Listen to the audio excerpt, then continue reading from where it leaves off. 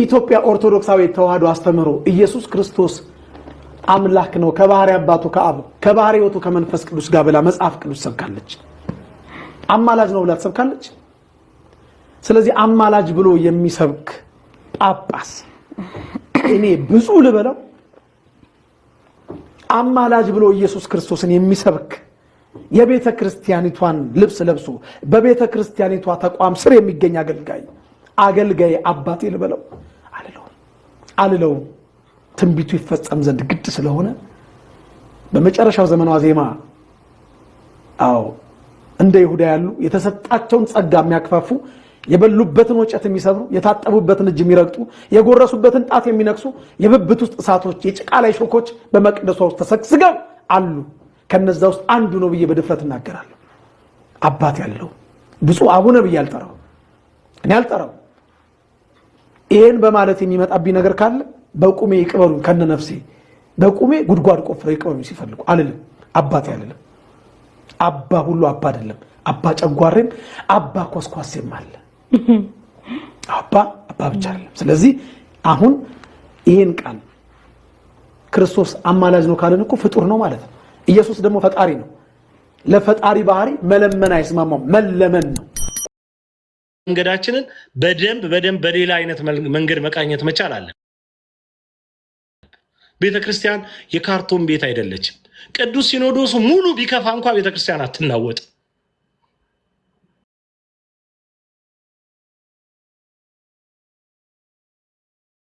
ሂደቶችን በደንብ ይዋጀን። ነገ የሚቀበለን ትውልድ ከኛ ምንድነው የሚቀበለው? ምንድነው የምንሰጠው? ስለ ቤተክርስቲያን ልጅነቱ ምን አይነት ነገር ነው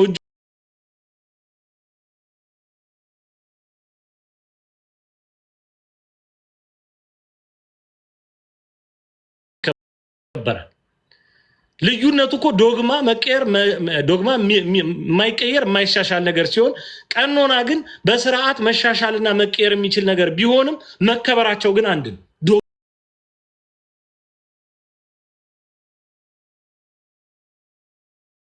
መሻሻል የማይለወጥ ስለሆነ እሱም ብቻ የሚባል አይነት ነገር የለም። ይሄ ቤተክርስቲያን አስተምሮ ይሄንን በጣም ማየት ተገቢ ነው። ምናልባት ይሄን ሁሉ ማብራሪያ ልሰጥ የወደድኩት ቀሲስ ትንሽ እየተሳቀቁ ስላወሩ እዚህም ጋር እንደዛ እንዲናገሩ የሚያደርጉ ጽሁፎችን ስለተመለከትኩ ይሄንን ነገር ማየት ያስፈልጋል። እሺ ይመሃሉ እነሱ ይሉታ እሺ ቆይ እድል ላልሰጧቸው ልስጥ። መጀመሪያ ጥቂት ደቂቃ እርግጠኛ ነኝ ደቂቃው እያነሰ ነው የሚመጣው፣ ምክንያቱም ያልተነካኩ ርዕሶች ስለሌሉ ተናጋሪ ወንድሞቻችን ከልምዶቻቸውና ከዋጁት ስለሆነ ነገሮችን የሚነግሩን እኩል ቤዛነት አላቸው ወይ ቤዛነት ትርጉም ለሁለቱም ተመሳሳይ ነው የሚል አንድም ኦርቶዶክሳዊ የለ፣ አንድም እንደ አይነት ትምህርት የለም። እንዲህ በሌለበት ሁኔታ ራሳቸው ናቸው ያን ያመጡት። እኛም አልጠየቅናቸውም። ያንን እንዲያመጡ አመጡና ቤዛ አትባልም ነው ያሉት። እኛ ቤዛ የምንላት አዚፍ ክርስቶስ ተሰቅሎ በደሙ ዋጋ ከፍሎ ሞቶ ተነሶ ሰዎች ማድረግ ፍጥረታት የሰው ልጅ ማድረግ የማይችለውን ያደረገውን ታደርጋለች ብለን እንደምናስበው አድርገው ነው ያቀረቡት። ስለዚህ ይሄን ባላልንበት መተው ቤዛዊተ ዓለም አትባልም፣ ቤዛ አይደለችም፣ ነይነይም ማርያም ቤዛዊተ ዓለም የሚል መዝሙር ብለው ቀልደው ነው እንግዲህ ትልቅ ቀልድ አድርገው ነው ወደዛ ነገር የገቡትና ይሄ በዚህ መግለጫ የሚታለፍ ነገር አይደለም። ይሄ በእውነት ለዛ ነው ቅንነት ብዙም የሌለበት ግን ለማምለጥ የሚመስል ያልኩት። ግን እንደተባለው ጅምሩ ጥሩ ነው፣ ግን ደግሞ በደንብ መመርመር አለበት። ቤተክርስቲያን የት ቦታ ነው የክርስቶስ ቤዛነትና የእመቤታችን ቤዛነት አንድ አድርጋ ያስተማረችው? ለዚህ መረጃ ማምጣት አለባቸው። ሁለተኛ እመቤታችን ፍጡር ቤዛ አይባልም ብለው ዛሬ ደግሞ ሙሴን ቤዛ ነው ብለው መጥተዋል። እንዴት ነው? ሁለቱም ቃል ማነጻጸር መቻል አለብን። በ8 ቀኑ ልዩነት ውስጥ የተነገረ ስለሆነ የክርስቶስ ቤዛ አሁን ጴንጤ ሁሉ እየመጣ ከልጇ ጋር ቤዛ አይደለችም፣ እኛ ከልጇ ጋር የልጇ ቤዛነትና የእሷ ቤዛነት አንድ አይነት ነው የሚል ኦርቶዶክሳዊ ትምህርት የለም። ይሄ በሌለበት በማንልበት ሁኔታ ነው መተው እሷ ቤዛ አትባልም ፈጽሞ ያልነው እያሉት ያለው እመቤታችን እኛ ቤዛዊተ ዓለም በምንላት አግባብ እንዳንላትም ጭምር ነው የፈለጉት። እሱን ነው የከለከሉን እንጂ እኛ አዚፍ ከልጇ ጋር እኩል አድርገን ቤዛዊተ ዓለም ስንል በመስቀል ላይ ተሰቅላ ሙታ የእመቤታችን ስጋና ደም ነው እንደምንበላው የምንጠጣው። እንደዛ የሚል ኦርቶዶክሳዊ እንደዛ የሚል ክርስትና ትምህርት የለም። የምናመልከው እመቤታችንን ነው እንዴ? በጣም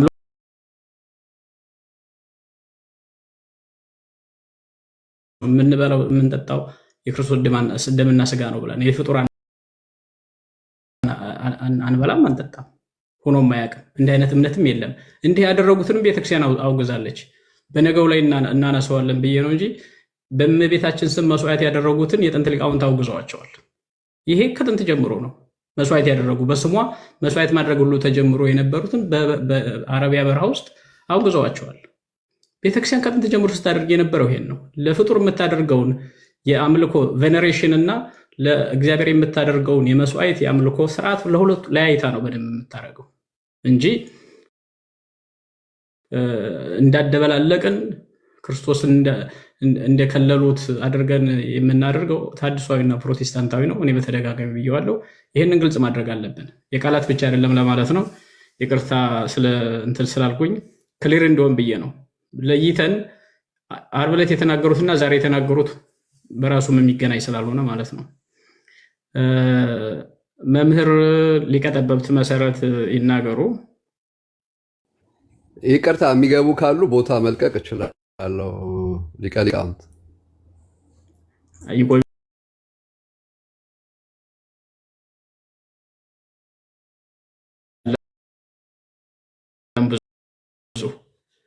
በበረከት ቤት ሰፊ ቦታ አለ።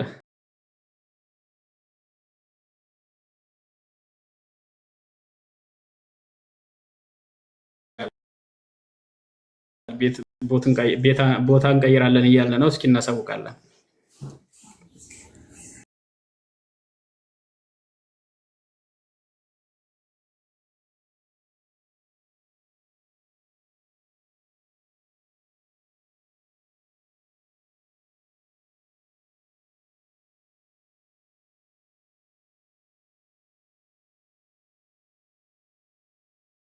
ወደ ሀሳቡ ስሄድ የተለየ ሀሳብ እንኳን ባይኖረኝ ቅድም ዶክተር አረጋ እንዳቀረብከው መቅረባቸው ጥሩ ሁኔታዎች አሉት ብዬ አስባለሁ። እኔ የሚወሰድኩት እሱን ነው።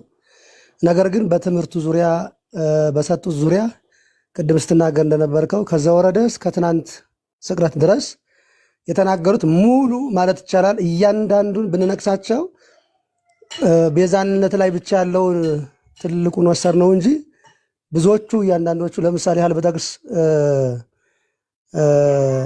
ከ13ቱ በቀር ሐዋርያ የሚባል የለም ብለው ደምድመው ከዛ ውጭ የለም የሚል ተናግረው አይቻለሁ አንድ ስብከታቸው ላይ። ከዚያ አስቀጥለውም ደግሞ ትንቢት የሚባል የለም፣ ትንቢት መናገር የቆመው ከክርስቶስ መወለድ በፊት የ400 ዓመት በፊት ነው የሚል ይሄ ዳርክ ኤራ የሚሉት የፕሮቴስታንቱ ዓለም የሚያወሩት ያንን ሐሳብ እንዳለ ነው አወርዶ የተናገሩት። ደግሞ ቅዱስ ቃሉ ደግሞ እስከ ዮሐንስ ድረስ ትንቢት እንደተናገሩ ቅዱስ መጽሐፍ ስለሚናገር እሱን ሁሉ በብዙ ነገር የናዱት አስተምሮ ነው። ከዛም አልፎ በክርስቶስ ጉዳይ ላይ እያንዳንዱ ያነሷቸው ትናንት የስቅለት የሰበኩትም ከዛ በፊትም የሰበኳቸው ትምህርቶቹ በእያንዳንዱ ቤተክርስቲያኗ ክርስቶስን እንደማሰብክ አይነት ነው የሚያሳየው ሙሉውን ማለት ይችላል ደብሬ።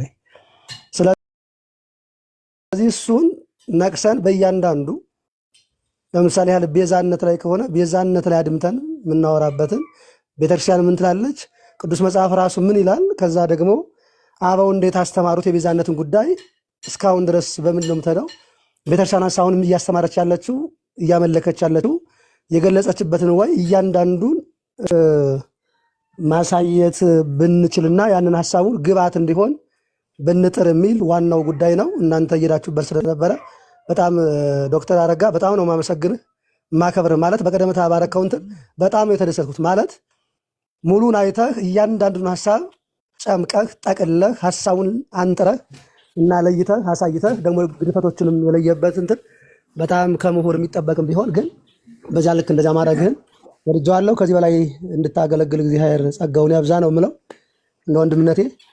ከዛ በተረፈ ግን ከተለያየ አውድ ሊወሰድ ይችላል፣ ከተለያየ ነገር ላይ ሊወስዱት ይችላሉ። እሱ ምንም እኛ ያገባል። እንደ አባትነት ምናምን ነው ቤተክርስቲያን ሾማቸዋለች። ስለዚህ አባታችን በሰን ነው የተቀበልነው እንጂ ሌላ ጉዳይ የለም። ግን ትምህርቱ ላይ ጉዳዩ ላይ ነው ጉዳያችን። እንደውም ምን የሚል ሀሳብ አለ፣ አንዳንድ ጉዳዮች የሚገለጡት ሹመት ሲያገኙ ነው የሚሉ የአበው ሂደቶችን እናውቃለን በትምህርት አለ። ለምሳሌ ያህል የቁስጥንጥንያውን የነበረውን የተወገዘውን የ431ን ብናነሳ ሀሳቡን የገለጠው ወደ ሹመት ከመጣ በኋላ ነው እና ያ ጎልቶ እስከ መጨረሻው ድረስ ብዙ ክታቦች ቅዱስ ቄርሎስን ቢጽፍ እሱም የራሱን እየጻፈ መለሰ እንጂ በጉባኤውም ላይ የሰጠውን መልስ ስለሚታወቅ ልክ እንዲህ አይነት ነገሮች የጎሉ ናቸው። እኔ በጥቅል እይታዬ ግን የነገውን ልቦናቸውም ምን እንደሚሆን ባላቅም፣ ግን ትምህርቱ ላይ ግን እያንዳንዱ ከዛ ወረደ እስከ ዓርብ ስቅለት ግን ያለው እያንዳንዱ ቤተክርስቲያንን ገፍጥሮ ከስሯ ነቅሎ የሚጥል ነው ያየሁት የተረዳሁትና እያንዳንዱን ስብከት እያነሳን በእያንዳንዱ ርዕሰ ጉዳይ ላይ ቤተክርስቲያን የምታስተምረው ብናወራባቸውና ለሁሉም ሰው ግልጽ እንዲሆን አሁን ምሳሌ የተጻፈው ደብዳቤም ለተቋሙ ለፍኖተ ጽድቅ የተጻፈውም ራሱ ቤዛ ላይ በሚለው ጉዳይ ብቻ እንጂ ሌሎቹን ራሱ አልተጠቀሰም። በጎ ነገር ነው የተደረገው። እናመሰግናለን አባቶቻችን። ግን እያንዳንዱ እንትኖች የሚነሱበትን አንጥረን ብናይ የሚል ነው። አላብዛ። በጣም አመሰግናለሁ። መለሳለሁ ሀሳብ ስንመል። እናመሰግናለን አባታችን። በጣም በትክክል ነው ሀሳቤን የገለጡልኝ። ይሄ እሳቸው ያቀበሉን ላለፉት 2 ወራት ያቀበሉት አሳይመንት ለረጅም ጊዜ የሚያወያየን በርካታ ጉዳይ እንደሆነ ምንም ጥርጥር የለውም። ምናልባት ወደ ዲቴይል እያንዳንዱ ነጥብ እያነሳን ወደ መወያየቱ ስንገባ በዝርዝር የምናነሳቸው እኔም ራሱ ትናንት ያነሷቸው ወደ 7 የሚሆኑ ጉዳዮች አሉ። ቅድም በረከትም ሊነካከው የሞከረው አለ። ከቅዱስ ጳውሎስ ጋር አየዙ ከኦሪት ትርጉማቸው ማለት ነው። ኦሪትን የተመለከቱበትን ባለፈው እኛ ማንሳት ድጋሜ ግን ማንሳት ያስፈልጋል።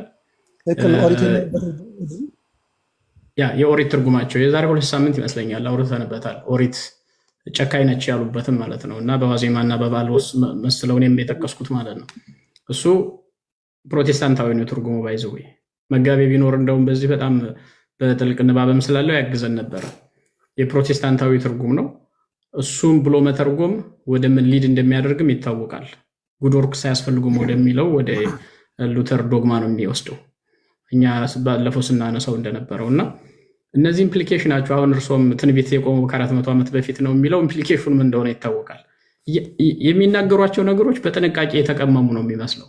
ሰውየው አዋቂ ናቸው፣ ግን ደግሞ እኔ የሚመስለኝ እንደውም ኦርጋናይዝድ የሆነ ቲም በጀርባ ስራ እየሰራባቸውም እንዳይሆን ፍራቻ ያለኝ፣ ይቅርታ እንጂ እንደዚህ ለማለት። ምክንያቱም የሚመስለው በጣም ኦርጋናይዝድ የሆነ ፕሮቴስታንት ለረጅም ዘመን የሰራባቸውን የቃላት አጠቃቀም ጭምር ነው የሚመርጧቸው። ራሱ ጥቅሶች የቅዱስ ጳውሎስ መልእክታትን ሲመርጡ በደንብ አድርገው ነው አሰናስለው አቀናጅተው የሚሰኩት።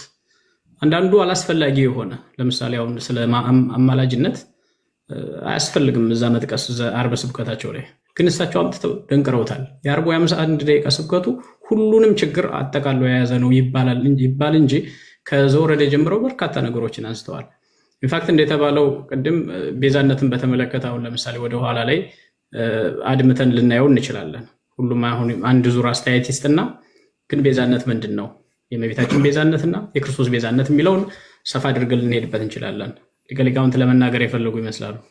አዎ ምናልባት እዚሁ ከሊቀ ጠበብት ሳይወጣ እዛው አንድ እንግዳ አብረዋቸዋሉ እና እሳቸውም ትንሽ ቢሉን ብዬ ነው። ከሊቀ ጠበብት መሰረት የመጽሐፈ ሐዊ ተርጓሚ ናቸው።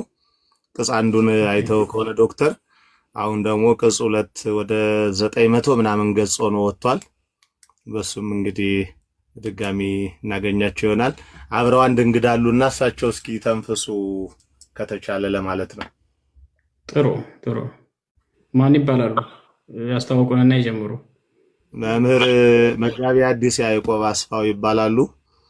ሲኤምሲ ደብረ ጽባህ ቅዱስ ሚካኤል መምህር ናቸው። እሺ ዘመናዊውም እንደዛው ጋዜጠኛ፣ ዓለም አቀፍ ጋዜጠኛ ናቸው። ሊቃውንቱ በጣም ከባድ ትልቅ ትጋት ላይ ናቸው። በጣም ያስገርማል። እቺ ሁለተኛዋ ታይትል ሰምክስተንት በጣም ኤግዛጀሬት የሆነች ነች። እሱ ጥሩ አይደለም። በቀላሉ ያላችሁት አባቶች ይፍቱ ብያለሁ። በረከት ጳውሎስ ይደርበው መምህርዬ፣ እንኳን ደህና መጡ፣ እንኳን አደረሱ። አሜን አሜን። ቀስዬ በጣም አመሰግናለሁ። እኔ እንኳን እንደው በመጀመሪያ ስለ ስንፍና በጣም ይቅርታ፣ እንዲህ አይነት ፕላትፎርሞችን አልጠቀምም። ዶክተር አረጋን በዚህ ፊት ለፊት ስላየሁት ግን እጅግ በጣም ደስ ብሎኛል። ምክንያቱም በጣም ብዙ ጊዜ በውስጥ መስመር አውርተን እናውቃለን። ከሰው አለ አላስታውሰም። ማን ያሉኝ ስሞትን ያዕቆብ እባላለሁ። ፌስቡክ ላይ ነው አውርተን የምናውቀው። ከዛ በኋላ ዲአክቲቬት ሆኗል ስልኬ። ኦኬ፣ ያኛውም እኔ ጠፍቷል። ሰው አለ በላቸው። እና ምንድነው እኔ አሁን በጣም እያሳሰበኝ ያለው ነገር አንደኛ ተመሳሳይ የተላለፉ መልእክቶች አንድ ተቋም ላይ መሆናቸውን በትንሽ በቆጠሬ ደረጃ የፖለቲካል ሳይንስ ተማሪ ነኝና አንዳንድ ጊዜ ዶት ቲዮሪ መስራት አለብን። ዶት ቲዮሪው እንዴት ነው የሚሆነው? አንደኛ ለምን አንድ ሚዲያ ላይ ሆነ? ሁለተኛ ለምንድን ነው እዚህ ድርጅት ላይ በተደጋጋሚ እንዲህ አይነት አፍራሽ የሆኑ ድርጊቶች የሚፈጸሙት?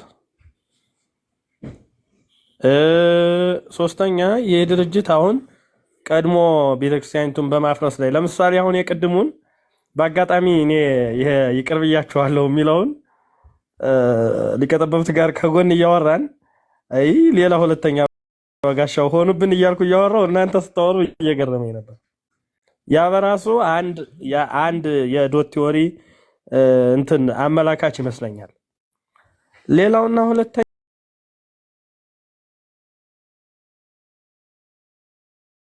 ወደ ይቅርታው መምጣታቸው የተወሰነ የታመቀ የልህ አይነት እንትን ቢኖርም እኔ እሱን በሁለት መልኩ ፖለቲሳይዝ አደረገው፣ በሁለት መልኩ ወድጄዋለሁ።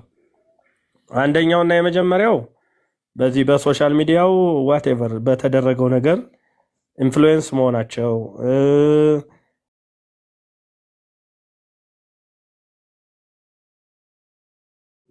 ሰም ኤክስተንት ሪኮግኒሽን ነው ወይ እሱ አጠያያቂ ሆኖ መስጠታቸው ይሄ በጣም መሰመር አለበት። ይሄን ካመሰገንን ለነገ ብርታታችን ጥሩ ይሆናል። በትምህርታዊ ይዘቱ ላይ እኔ የሆነ ለመናገር ከአንድ የትርጓሜ ሰው ወይ ደግሞ ክሪቲካልም አይደለም ብዬ አስባለሁ። አንዳንድ ጊዜ እኔ ለምሳሌ አሁን ቤዛ የሚለውን እኔ እመቤታችንን የሰው ቤዛ ማለት የሰውነት ትክ ናት ብዬ ወስዳለሁ። ምንድነው አባ ሕርያቆስ የሚሉት? አስተንፈሰ ወአጼኖ ወይረከበ ዘከማኪ ወሰምረ ማዕዛዚያኪ ወአፍቀረ ስነኪልና ወፈኖሃ ቤኪ መላኮ ብርሃናዊ የሌላ ቦታ አለ ማለት እንደዚህ የሚመስል ከዛ ግን ወልዶ ዘያፈቅር። እሱ ብቻ አይደለም። ዮሐንስ አፈወርቅ ደግሞ ወኮነድ ፈዳይተ ዕዳ ለሔዋን። አሁን ይሄ ፈዳይተ ዕዳ መሆን ቀጥታ በነገራችን ላይ የቤዛ ግስ ነው። እኔ እንደውም በቀደም ይሄ ስሜት እንደተሰማኝ አንድ መስመር ይችን ፖስት አድርጌ ነበርና አንድ መምህር ቤዛ ሐሲላት ነው ብለው አቅንተው ኮሜንት አደረጉኝና በጣም ነበር ደስ ያለኝ። እኔ ብዙ ጊዜ መቼም አሁን ያለውን ነገር እንደዚህ ክሪቲካል በሆነ መንገድ ፕሮጀክቲቭ በሆነ መንገድ ነገሮችን መሞገታችን እንደዚህ ሰው ቁጭ ብሎ በዚህ ደረጃ አጀንዳ ሰጥቶ መወያየቱ ጥሩ ነው። በዛኛው ፕላትፎርም ጭቃ መለቃለቁ ግን የተወሰነ ሌላው ኪሳራም አስቸጋሪ ነው የሚሆነው። አንደኛ እኔ አሁን ለምሳሌ which is shame በጣም ምንድነው የተሰማኝ በሊቀ ጳጳስ ደረጃ ኦፍ ኮርስ በታሪካችንም መቼም በኑፋቄውም በምኑም በሊቀ ጳጳስና ደረጃ ያው ስልጣን አንዱ አስቻይ ሁኔታ ነው ተብሎ ስለሚታሰብ ቅድም ሊቀ ጠበብት ሲለው እንደነበረው ስልጣን አስቸጋሪ ስለሆነ በብዙ ጊዜ በታሪክ ያየናቸው በኑፋቄም በምንም የተጠረጠሩት ጳጳሳቱ ናቸው። ግን በእኛ አሁን ባለው ሁኔታ በቅርቡ ጊዜ በጣም ኤግዛጁሬት የሆነበት ታይም፣ አስቸጋሪ ሆት የነበረበት ታይም እኛ በአጋጣሚ እኔ ሰዋስወ ብርሃን ግቢ በነበርኩበት ጊዜ ነው በጣም አስቸጋሪ የነበረበት ጊዜ። በነገራችን ላይ በጣም ቃላት አጠቃቀማቸው ትንሽ አስቸጋሪ ነው። ልጆች ነበሩ እንዳልበራልን የሚያዩን፣ እንደጠፋን የሚያዩን፣ የዚህ የመቤዠትና የትድግናን ነገር በሌላ መንገድና ኮንቴክስት ያልሆነ ደረጃ ሰጥተው የሚተረጉሙ ሰዎች ነበሩ። እዛ ጋርም ስጋት ይዞኛል እኔ። ግን በነገራችን ላይ ይሄ ትግል ምን አምጥቷል? አትሊስት ሲኖዶሱ በቋሚ ሲኖዶስ ደረጃ አጀንዳ እንዲያደርገው ማድረግ ተችሏል። ይሄ በጣም ትልቅ የሰጠኝ ደስታ ነው። እንደዚህ አይነት ነገሮች በጣም እነዚህ አካዳሚሻን የሆናችሁት እዚህ በጣም ብዙ ሰዎች ነው የሚታዩኝ፣ የኛ ቤተክርስቲያን ትልልቅ ሰዎች እነ ቀሲስ ዲበኩሉ። ይሄ በጣም በዚህ የያዛችሁት ተጋድሎ እኔ ማለት እንዲህ አለፍ ቀደም ብዬ ያለው ተማሪ በመሆኔ ምክንያት ብዙ ተጠቃሚ አይደለሁም፣ ግን የምታደርጉት ነገር እጅግ በጣም ትልቅ ነገር ስለሆነ ይሄንን ፕሮጀክቲቭ በሆነ መንገድ እንደውም ተንታኝ የሆነ መንገድ በተከተለ መንገድ ቅድም መሴጅ ሲል እንደነበረው እያንዳንዱ ነገሮቹ ተተንትነው አናላይዝ ተደርገው አስፈላጊ ከሆነ ባይንድ ተደርገው በሐሳብ ደረጃ መሞገቻ፣ ይህስ ምንድን ነው፣ ይህስ እንዴት ነው፣ ይህስ መች ነው፣ ይህስ ለምን ነው የሚለው ነገር ተጠይቆባቸው ወደ ፍሬም ወደሆነ ነገር ቢመጣ የበለጠ ቤተክርስቲያኒቱ የምትገለጽበት መንገድ እና ምናልባት ደግሞ የተወሰነ ነገር ፕሪቬንት የምናደርግበት መንገድ ይፈጠር ይሆናል። በቅሉጥ በኩል ነው የመጣሁት። በጣም ለነበረን ሰዓት እጅግ በጣም አመሰግናለሁ። ከምንም በላይ በጣም ደስ ያለኝ ነገር በዚህ ደረጃ በዚህ ጊዜ በዚህ ሰዓት በዓል ነው። ብዙ የአስቻይ ሁኔታዎች አሉ፣ የማያስችሉ ሁኔታዎች እንደሚመስለኝ ዶክተር አረጋ በብዙ በሌላ ሀገር ይመስለኛል የሚኖሩት። ሌሎቻችሁም መምህራን ብዙ ድካሞችን እነ ቀሲስ ዲበኩሉ በዚህ ደረጃ እንትን መስጠታችሁ እንድንኮራ ነውና የተወሰነ ደግሞ ቢሆንም በጣም ኔጌቲቭ ስጋት እንዳይሰማን ስላደረጋችሁን እጅግ በጣም አመሰግናለሁ። እግዚአብሔር ይስጥልኝ። እናመሰግናለን መምህር። እውነት ነው፣ በዚህ ሰዓት ካልተረባረብን እውነት የቤተክርስቲያን ልጅነታችን ትርጉም ያጣል። ቤተክርስቲያን አስተምራን በአቅማችንም ቢሆን ምንም ያደረግነው ነገር የለም። እንግዲህ ትተነው የወጣ ነው እና እንዲህ አይነት በተለይ ደግሞ አፖሎጄቲክ ስራ ሲኖር ሁልጊዜ አቅማችንን እንሞክራለን። እግዚአብሔር ካገዘን ለወደፊቱም የቻልነውን ነገር እናደርጋለን። ግን እንደተባለው ቅድም ሊቃውንቱ፣ ወጣቱ ሁሉም ነው የተረባረበው። ዛሬ ጊዜ የሰንበት ተማሪው ወጣቱ 22 23 ዓመት ያላቸው ልጆች የሚጽፉት ጽሁፍ፣ የሚያደርጉት መከራከር በጣም ነው የሚያስደንቀኝ። ይሄ ዘመን ወጣቱ በጣም ብሪሊያንት ነው። በጣም አእምሯቸው ስል የሆኑ ልጆች አሉ እና በዚህ በጣም ደስተኛ ነኝ እና ይሄ ትልቅ ደስታ ሰጥቶኛል። አሁን እንዲህ መሆኑን ካወቀ ጠላትም ቢሆን ማለት እሳቸውም ማለት አይደለም፣ ጠላትም ቢሆን አይሞክርም። አጥሩ የጠበቀ ከሆነ አጥሯ ዘመም ካለች ደካማ መሆኗን አይቶ ነው ጠላት የሚፈትሸው። ጠላት ሲፈትሽ እንግዲህ የሚጠቀምባቸው ብዙ አካላት አሉ። አንዱ ከቤተክርስቲያን አባቶችን ሊጠቀም ይችላል፣ መምህራን ሊጠቀም ይችላል። አጥሩ መጠንከሩን ሲያይ ሄዶ ይደበቃል።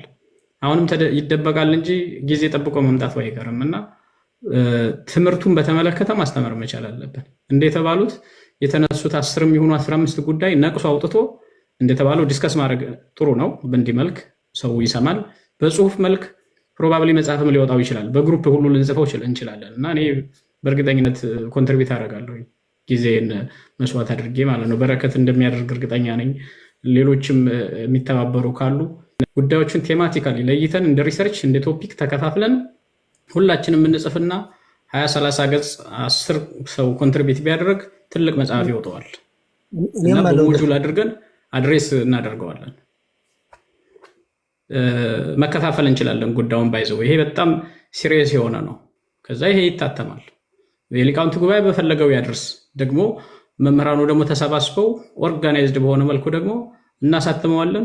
ምዕመናን ያግዙናል፣ ማሳተሚያም እኛም እናዋጣለን። አሳትመን ለህዝቡ እንዲደርስ ማድረግ እንችላለን። ቤተክርስቲያንን ካሁን በኋላ እየተነሳ እያበላሸ ምዕመናንን እያሳሳተ ከእስልምና የሚሆን ከፕሮቴስታንት ከታድሶ የሚሆን ለሚሰነዘር ጦርነት ጉዳዮችን ለይተን አውጥተን እያበጠርን ጽፈን እናወጣለን። በጣም ቀላል ነው። እኔ ኦርጋናይዝ ማድረግ እችላለሁ። እዚህ አሁን እኔ በምሰራበት ዩኒቨርሲቲ ኢሹ የምንከፋፈለው እንደዚህ ነው። ቶፒክ እንከፋፈላለን። 10 ቴማቲክ ነው። እኔ አሁን ሊድ የማደርገው ቲም አለኝ።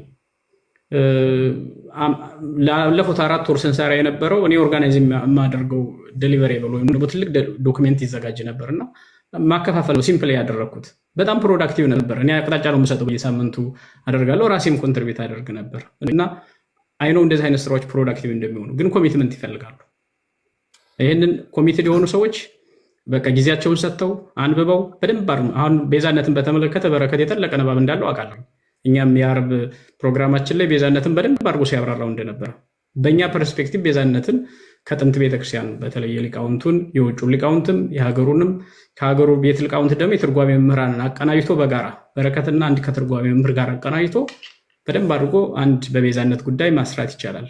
እኔም አንድ ቶፒክ መያዝ እችላለሁ እና እያቀናጀን አንዱን ከአንዱ ሁለት ሰው እየመደብን 10 ቴማቲክ ኤሪያ ብናወጣ እሳቸው ከዘወረደ ጀምረው ያስተማሩትን የስህተት ትምህርት ለይተን መጀመሪያ እናወጣለን። 10 ጉዳይ እናወጣለታለን።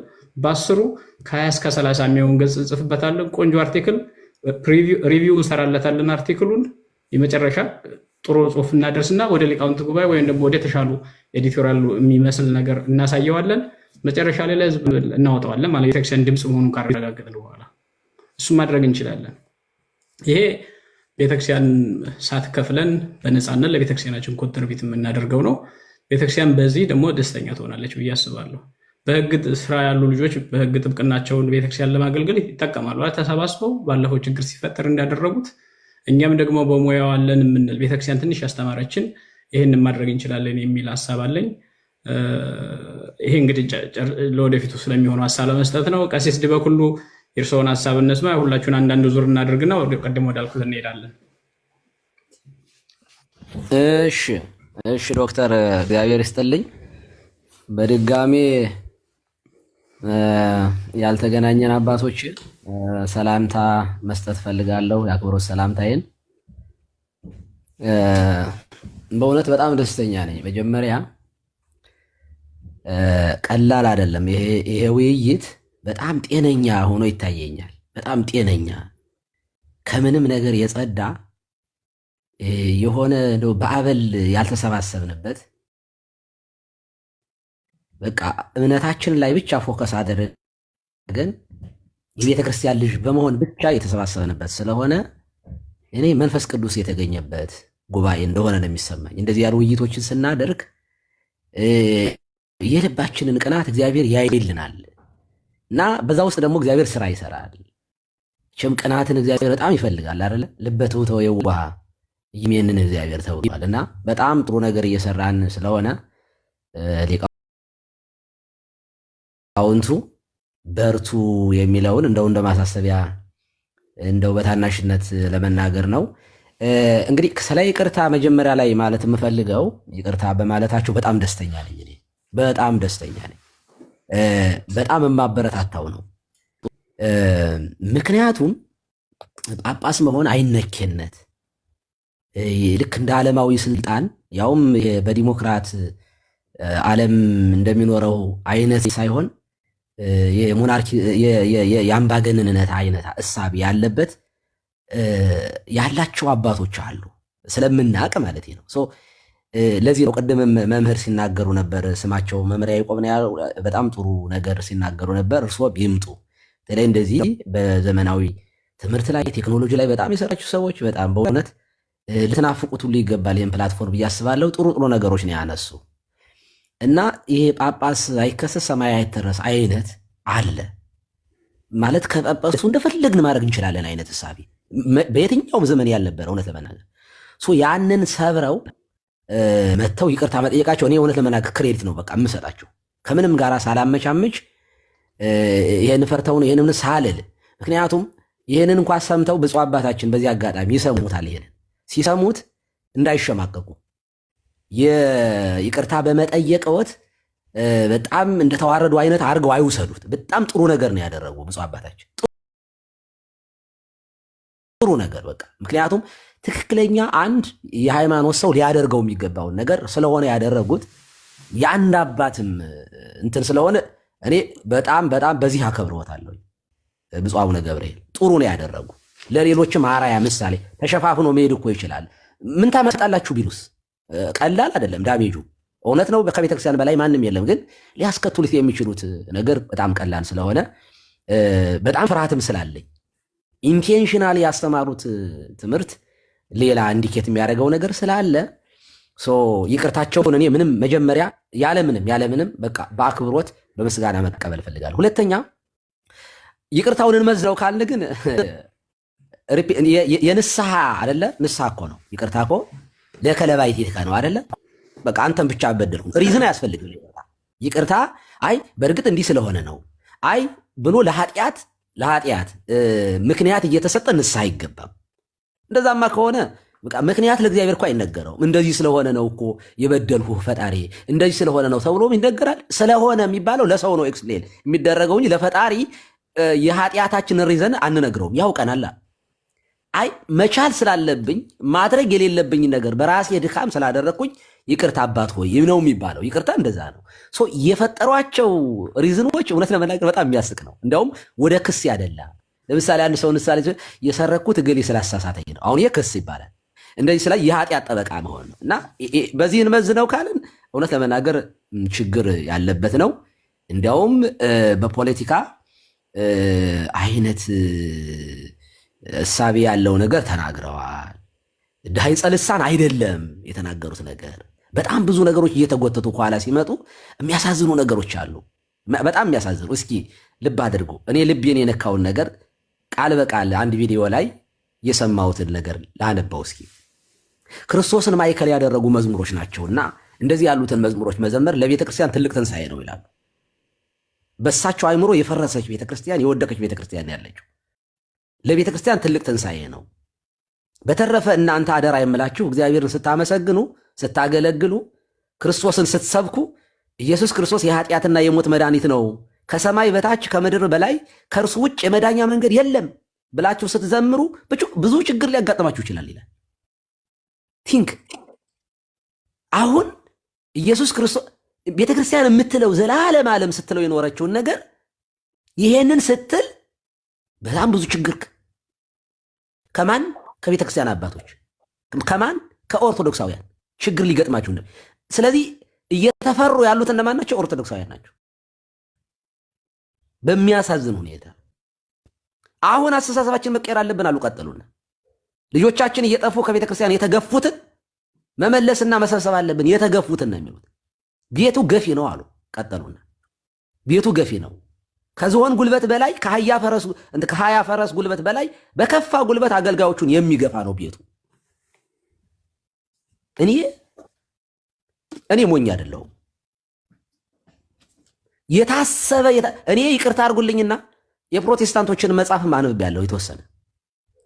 የትኛውን መጽሐፍ እንዳጠኑ የሮሜንና ዕብራውያንን ያጠኑበት ራሱ አጠናን የኛ ትርጓሜ አይደለም። ኦኬ እንተንትን ካልን ብዙ ችግር ያለበት ነው። የተጋቱት ውስጣቸው ላይ ያለ ነገር አለ። ኦኬ ይሄ እንዳለ ሆኖ ግን መተው ይቅርታ መጠየቃቸው የቤተክርስቲያን የበላይነት አሳይተዋል። ኦኬ ስለዚህ ይቅርታውን እንመዝነው ካለ የይቅርታ ሽታ የለው። በቃ ማለት በእግዚአብሔር ቦታ ብንቀመጥ ይቀበለዋል። እንደዚህ ያለውን ሪዝን ክስ ያለበት እንዴ አንድ ነገር መታወቅ አለበት። በመሰረቱ በፖለቲካ ቤዛነት እየተሾሙ ቤዝድ ኦን ሜሪትና ቅድስና እንደተሾሙ ሆነው የፈለጉትን እንዲያደርጉ መፍቀድ ተገቢ አይደለም። በነገራችን ላይ የቆየ ልምድ አለን በቤተ ክርስቲያን ውስጥ ጳጳሳት ፈላጭ ቆራጭ ሁሉን አዋቂ አይደሉም። ልምድ አለን። ከግብፅ ይመጡ የነበሩ ጳጳሳት ክህነት ከመስጠት በዘለለ ማህሌት ውስጥ ገብተው ሲፈተፍቱ አይተናል? አላየንም? ቅዳሴያችንን መጥተው ሲለውጡ አይተናል? ምክንያቱም የግብፅ ቅዳሴያ ስንት ናቸው? ማህሌታችን ይለወጥ ነበር፣ የግብፅ አይነት ይሆን ነበረ። ሊቃውንቱ ናቸው ቤተ ክርስቲያንን ዕውቀትን በተመለከተ የሚጠብቁት። ያንን ማስጠበቅ መቻል አለብን። ዶግማዊነት ቀኖናውን በተመለከተ እንደዚህ ያሉት ነገሮች ላይ ጳጳሳት ጥንቃቄ አድርገው የቅድስና ሕይወታቸውን አስጠብቀው የቤተ ክርስቲያንን መፈራት እንዲኖር አባትነት ምክር እንዲኖር መስራት እንጂ እኔ ጳጳስ ስለሆንኩኝ እንዴ ተው እንጂ እንዴት ይሆናል? እንምናቃቸው ጳጳሳት አሉ እኮ እንዴ በጣም እንደው በፍጹም በቃ ከዳዊትና ከውዳሴ ማርያም ያልዘለለ ያላችሁ እኮ አሉ። በጣም ይቅርታ አድርጉልኝ። ጳጳስ ስለሆንኩኝ እኔ እንደዚህ አድርጌ እንደፈለግኩ አስተምራለሁ የሚል ትርጓሜ የፈያታዊ ዘመን ታሪክ እኮ የሉቃስ ወንጌል ምዕራፍ 23 ላይ እኮ ታሪክ በሚለው ክፍል ላይ እንደሚታወቀው አባቶች ሊቃውንት አንድምታ አለው፣ ሀተታ አለው፣ ታሪክ አለው። እዚያው ላይ ሁሉ የተተረከ እኮ ነው። ሲናገሩ ስለ ፈያታዊ ዘየማን የሆነ ታምረ ኢየሱስ ብቻ አይደለም ያሉት፣ ትርጓሜያችን የተተረከበትን ጭምር ብዙ ነገር የሚያፈርስ ነገር ነው። ከዚህ አንጻር ስናየው እኔ የይቅርታ እንትን የለውም ምንም፣ ግን ማለታቸው ስላልተለመደ በእኛ ቤት ያንን እንውሰድላችሁ። ሶስተኛ እኔ በጣም መናገር የምፈልገው ሊቃውንት ከመሸጥ ከመለወጥ ድነው ዶግማዊውንና ቀኖናዊውን ስልጣን መያዝ አለባቸው። ሊቃውንት በጣም መገፋት ያለውስ ሊቃውንት ጋር ነው። ምንፍቅናማ ምንፍቅና ነው፣ በራሱ ጊዜ ነው እየመነፈቀ የወጣው እንጂ ቤተክርስቲያን ገፍታ አይደለም። ሊቃውንት ላይ ግን አለ ጫና። ዛሬ ላይ ለውጥ እየመጣ ስለሆነ ያንን ማስቀጠል መቻል አለብን። ለምንድነው የሊቃውንት ፊት ለፊት መምጣት የሊቃውንት ተሰሚነት መምጣት ጥቅሙ? በነገራችን ላይ ሃይማኖቱን ማስጠበቅ ብቻ አይደለም፣ አዋቂዎች እንዲወለዱ ያደርጋል። ዕውቀት እንዲወለድ ያደርጋል። ሊቅነት እንዲወለድ ያደርጋል፣ እንዲመጣ ያደርጋል። እኔ አስፈላጊ ከሆነ በዚህ አጋጣሚ ሊቃውንት ጉባኤ በደንብ መስራት አለበት። ካልሰራ ግን የምሁራን ጉባኤ የሚባል ራሱ ማቋቋም ይቻላል። የምሁራን ጉባኤ ማቋቋም እኮ ይቻላል። ዶክተር ዋይኖት ዓለም አቀፍ የሆነ የምሁራን ጉባኤ አቋቁሞ ሊቃውንት ጉባኤ ስራውን በስነ ስርዓት እንዲሰራ አጋዥ መሆን ይችላል። ከጀርባ ሆኖ ብዙ ነገሮችን እያጠና ማቅረብ ይችላል። ቤዝድ ኦን ሜሪት የሆነ ነገር ከመጣ ሁሉም ለማወቅ ይጥራል። ታውቃላችሁ፣ ገጠር አካባቢ ይሄ ይጠበቃል። በገጠር ቤተክርስቲያን የአንድ መርጌታ ክብር ታውቁታላችሁ፣ ምን አይነት ክብር እንዳለው። ሆትስ የሚማር ሰው ሕዝቅኤል የሚማር ሰው ከላይ አይቆምም። መቋሚያችን እንኳን ይለያያል። ሰው ለማጥናት ለማወቅ ይጓጓል። አለበለዚያ ግን ዕውቀት የተረገጠ አላዋቂነት ቦታ የሚይዝ ከሆነ ዕውቀት እየሞተ ነው የሚሄደው። የመሃይሞች ስብስብ ነው የሚሆነው። አለመማር ጠቀመኝ የሚል ትውልድ እኮ ተነስቷል። ለምንድን ነው? ሊቃውንት ሲረገጡ ስለሚታዩ፣ አላዋቂዎች አዋቂ ሆነው ስለሚታዩ ነው። አይ ቲንክ እና ሊቃውንት በዚህ ደረጃ መምጣት አለባችሁ ነው።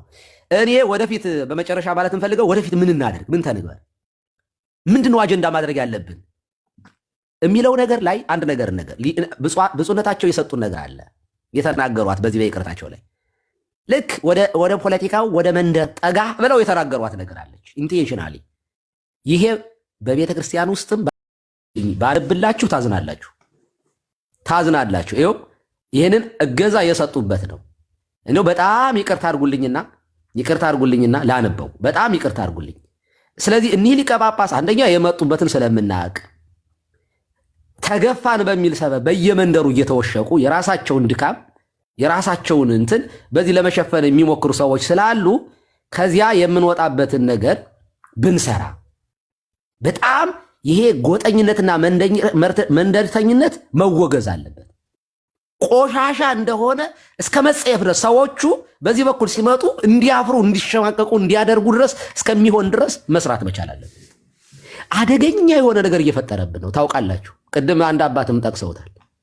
መቼም ቄስና አንድ ዲያቆን ወይም ምዕመን ቤተክርስቲያንን አልከፈለም። በቤተክርስቲያን ታሪክ ይኸው ሲኖዶስ እያለ ነው እየተከፈለ ችግር እየፈጠረብን ያለ እና ምንድን ነው ያሉ እኒህ አባት በደንብ ስሙኝ።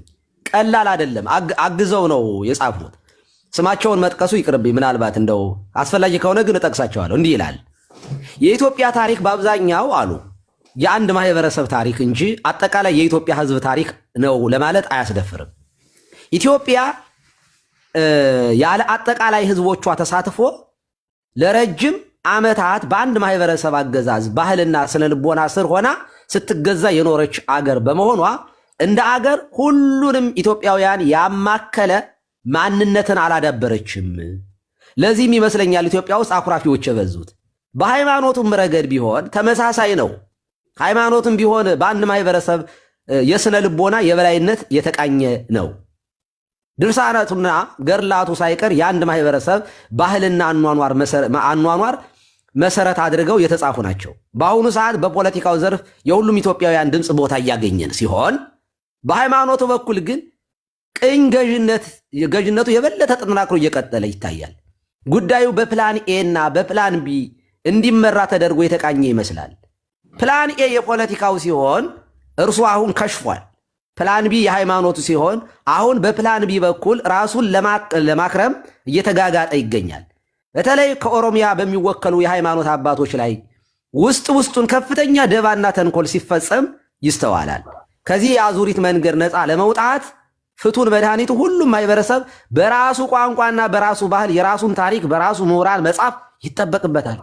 የሰው ወርቅ አያደምቅ እንደተባለው በራስ ማንነት መገለጥ የግድ ይላል። በኦሮሚያ ያሉ የአፋን ኦሮሞ ማህበራት ጠንካራ የሆነ የምሁራንን አንድነት ማደራጀት ይጠበቅባቸዋል። አብዛኞቹ በትርጉም ስራ ላይ የተጠመዱ ናቸው። አሁን የሚያስፈልገው በራስ ምሁራን የራስን ባህልና አኗኗር ማዕከል ያደረገ የራሳችን የሚሉትን ማዘጋጀት ነው ይላል። ሊቃውንት ስሙ። አሁን ይሄ አንድ አባ ማንቴስ ተብሎ አባ ማርቆስ ብርሃኑ ነው የሚባሉት። የናዝሬት ማን ነው? ናዝሬት ነው ምናምን ማን ነበረ? ቤተክርስቲያን አስተዳዳሪ ናቸው። አሁን ይሄ እውነት ለመናገር ይሄንን እኔ ሳነብ አገር የራሱ የእውነት ለመናገር ተስፋው ይጨልምብኛል። ለሀገር እንኳን ስጋት ነው ይሄ። ኢትዮጵያ የምትባለው ሀገር ዛሬ እየተበላላን ያለው በምንድን ነው? በመንደር ነው። ችግሩ ይሄ እንደው ፖለቲካው ጥሩ ነገር አድርጓል፣ ቤተክርስቲያን ግን ገና ናት እያሉ ነው። የመንደር ሲኖዶስ፣ የመንደር ቤተክርስቲያን፣ የሰፈር ቤተክርስቲያን እየፈጠሩልን ነው። ፍጹም ከክርስቶስ ባህሪ ጋር አብራ የማትሄድ የክርስቶስ ሙሽራ የማትመስል ነገር ነው እየፈጠሩ ያሉት። እኔ ሊቃውንት አባቶቼ፣ አዲስ አበባ ላይ ያላችሁ ሊቃውንት ይሄ ይኸው አሁንም ዘርን ሪኒው ከዘር ያነሰ ነው። እንደውም ታውቃላችሁ ከዘር ያነሰ እኮ ነው። ውክልናችን እኮ ከዘር ያነሰ ነው። አማርኛ ተናጋሪዎች እንኳ በየመንደራቸው እኮ ነው የሚሾሙት እንጂ የጎንደሩ ጎጃም፣ የጎጃሙ ሸዋ፣ የሸዋ ወሎ ሲመደብ አይታችኋል? ይሄ እኮ በጣም ማፈር አለብን። በዚህ እኮ ሊቃውንት አማርኛ ተናጋሪ እንኳ የሆኑ አባታት መንደር ውስጥ ነው የሚመደቡ። ኦሮምኛ አማርኛማ ከፍ ያለ ነው። በጣም ከዚህ የወረደ ወርደናል እኮ ያለንበትን አውቀን በጣም ይሄንን ቆሻሻ አሰራር በጣም ማውገዝ መቻል አለብን። ሊቃውንት ለውጥ እንደምታመጡ እያየን ስለሆነ ማለት ነው። ቀላል አይደለም። ይሄ ኢንፍሉዌንስ ነው ዛሬ ይቅርታ እንዲጠይቁ ያደረገው። ወደፊት መትጋት መበርታት ቤተክርስቲያንን የሚያተርፈው ይሄ ነው። የእውነት ለመናገር የቤተክርስቲያንን ባህሪ አሃት የሚለውን የሚያሳየው ይሄ ነው እና ይሄ ወደፊት አጀንዳ አድርገን መንደርተኝነትን ማውገዝ አለብን። ከቤተ ክርስቲያን ህብረት ወይም ባህሪያት ጋር አብሮ የማይሄድ የቆሸሸን ነገር ማውገዝ ካልቻልን እንደዚህ ዝም ብሎ እየመጡ የሆነ ነገር ሲነኩ እኔ እኮ እንደዚህ ስለሆንኩኝ ነው፣ የሆነ ነገር ሲደረግ እንደዚህ ስለተደረግኩኝ ነው። የቤተ ክርስቲያን ታሪክ በመንደር በሰፈር በራስ ቋንቋ በራስ ባህል እንዲቃኝ ማሰብ በራሱ እንዴ ከኢየሩሳሌም ክርስትና የተነሳውን ክርስትና ራሱ ለአንድ ማህበረሰብ ሰጥቶ መናገር በራሱ እኮ ውርደት እኮ ነው እውነት ለመናገር። እና አባቶቼ እንዳጠቃላይ የምናገረው ወደፊት ይህንን አጀንዳ አድርገን ማውገዝ መቻል አለብን። ምኑን? መንደርተኝነትን፣ ሰፈርተኝነትን። ሰው በቅድስናው እንደ ጥንቱ የኢትዮጵያ ታውቃላችሁ፣ ተሳቱ ቅዱሳን ከየት ነው የመጡት? እና አባ ሰላማ ከየት መጥተው ነው የተሾሙት? በጣም ነውር ነው። ማርቆስ ከየት መጥቶ ነው ግብፅ ሄደው? እና ይሄ የሌለ በእኛ ዘመን ግን እንዲኖር መፍቀድ፣ ሰው በቋንቋው ማስተማር ተገቢ ነው። የስ ተገቢ ነው። ግን ደም ተለክቶ ዘር ተቆጥሮ መደረግ ግን የለበትም የቤተክርስቲያን ባህሪ ስላልሆነና እዚህ ላይ ጥንቃቄ እንድናደርግ ነው። በጣም ዶክተር ከልብ አመሰግናለሁ። በድጋሚ ዶክተር አረጋ እንዴት አድርገው ኦርጋናይዝ መጽሐፍ ራሱ ከባድ እኮ ነው። መጽሐፍ ራሱ ማቀናበር በራሱ በጣም ቀላል ነው። አይሆፕ ይሄንን በደንብ አድርገው አቀናጅተው እንደሚያመጡ ተስፋ አደርጋለሁኝ። ለብፁዕ አባታችን ግን ጥሩ ነገር ነው ያደረጉ። ሌላም ጳጳስ ሲሳሳት ነገ መጥቶ ቤተክርስቲያንን የበላይ አድርጎ እኔ ላንስ እርሷ ልትልቅ ይገባል ብለው ይቅርታ መጠየቃቸው እስከ ድካማቸው ድረስ ቴንኪው ብፁዕ አባታችን በጣም እናከብሮታለን፣ እናመሰግኖታለን። ለወደፊቱ ያለውትን ነገር መጥለው እንዲናገሩ ተምረውበታል። ሌሎቹም ጳጳሳት እንዳይሞክሯት ሆነዋል። ቴንኪው ማለት ፈልጋለሁ። ዶክተር ጊዜ ይስጥልኝ። እናመሰግናለን ቀሲስ። የሳቸው ጉዳይ መቆየት ብዙ አልችልም፣ ልሰናበታችሁ ነው። እሺ በረከት ሰላም ደር። ነገ እንገናኝ። ደህና አደሩ። እሺ በረከት ጥሩ ነገሮችን ያነሱት ቀሲስ ዲበኩሉ ያሏቸውን አባት ንግግር ባይዘው ትናንት አይቼዋለሁ። ሰዎች ልከውልኝና ራሳቸው እሳቸው ስማቸውን ማስቀየር ነበረባቸው። በሌላ አገር ሰው ስም ነው የሚጠሩት ማርቆስ በሚል እና እንደዚህ አይነት አመለካከት ካላቸው ራሳቸው ነው መጀመሪያ ያለባቸው። ክርስትናው ተጽዕኖ ወድቆባቸዋል በአይሁዳዊ ሰው ስም እና እንደዛ ቢያደርጉ ጥሩ ነው።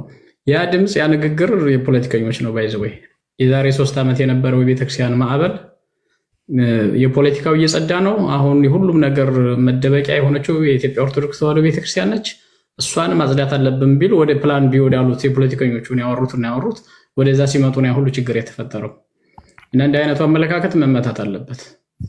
ምን ማለት ነው የሚለው ለእነሱም እንደ ትልቅ ነጥብ አድርገው የሚያስቆጥሩት የባህል ተጽዕኖ፣ የታሪክ ተጽዕኖ፣ የሚተረከው ታሪክ የነሱ ባህሉ የነሱ የሚለው ምን ማለት ነው ብሎ በሌላ ሀገርም ኮንቴክስት እንዴት ነው የሆነው? ይሄ የቤተክርስቲያን ታሪክ በመላው ከዚህ የጸዳ አይደለም። ባይዘወይ ከታሪክ የተለየች ከማህበረሰብ የተለየች ቤተክርስቲያን የለችም። ቀድሞ የገባበት አካባቢ ማህበረሰብ ቀድሞ በዓላት የማክበር ባህል ይኖረዋል። ቀድሞ ዝክር የማድረግ ባህል ይኖረዋል። ቀድሞ ትምህርቶች መጽሐፍ አብነት ትምህርት ቤቶች የማቋቋም ትራዲሽናል የዘግይተው ክርስትና የገባበት አካባቢ እንደያመጣጡ ይሄ መኖሩ ተፈጥሯዊ ነው። ክርስትና ኢትዮጵያ ውስጥ ቀድሞ በመድረሱ ከአውሮፓ ቀድሞ ማለት ነው የተለየ ባህሪ አለው። በኋላ ላይ የደረሳቸው ክርስትና ኢቨን ብሉይ ኪዳን ያልደረሰባቸው አካባቢዎች ለምሳሌ የአውሮፓ ክርስትና አሳማውን ምኑንም የሚበላው የብሉይ ኪዳንን ስለማያውቅ ነው። አምልኮተ እግዚአብሔር ያልነበረበት አካባቢ የነበረ በመሆኑ ነው። በኋላ ላይ ነው ክርስቲያናይዝ ያደረጉት ካልቸራቸውን። የኢትዮጵያ ደግሞ አምልኮተ እግዚአብሔር የነበረበት ኦሪት መስዋዕት ይሰዋበት የነበረ በመሆኑ ከኦሪት ጋር የተቀላቀለ አንዳንድ ባህሎች፣ አንዳንድ ትራዲሽኖች እናገኛለን በሰሜኑ አካባቢ። ይሄ ተፈጥሯዊ ነው በየትኛውም ሃይማኖት ማለት ነው። ይህንን በምቀኝነት አቮይድ ማድረግ አይቻልም። ለምሳሌ የሰሜኑ ገበሬ ሲያርስ፣ ሲኖር፣ ሲዘራ የሚያደርጋቸው ከኦሪቱም ካልቸር ጋር ከክርስትናው ካልቸር ጋር የሚመሳሰላለ። አንዳንዱ ጥሩ ነው፣ አንዳንዱ መጥፎ ይሆናል።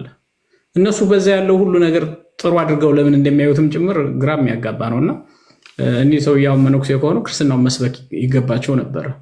አዚፍ እኔም ሊቀ ጳጳሱ ሲሉ ሰምቻለሁ። ባይዘው ነገስታትን የምትሰብክ የመቃብር ቤት እያከራየች የምትኖር ቤተክርስቲያን ሲሉ ሰምቻለሁ።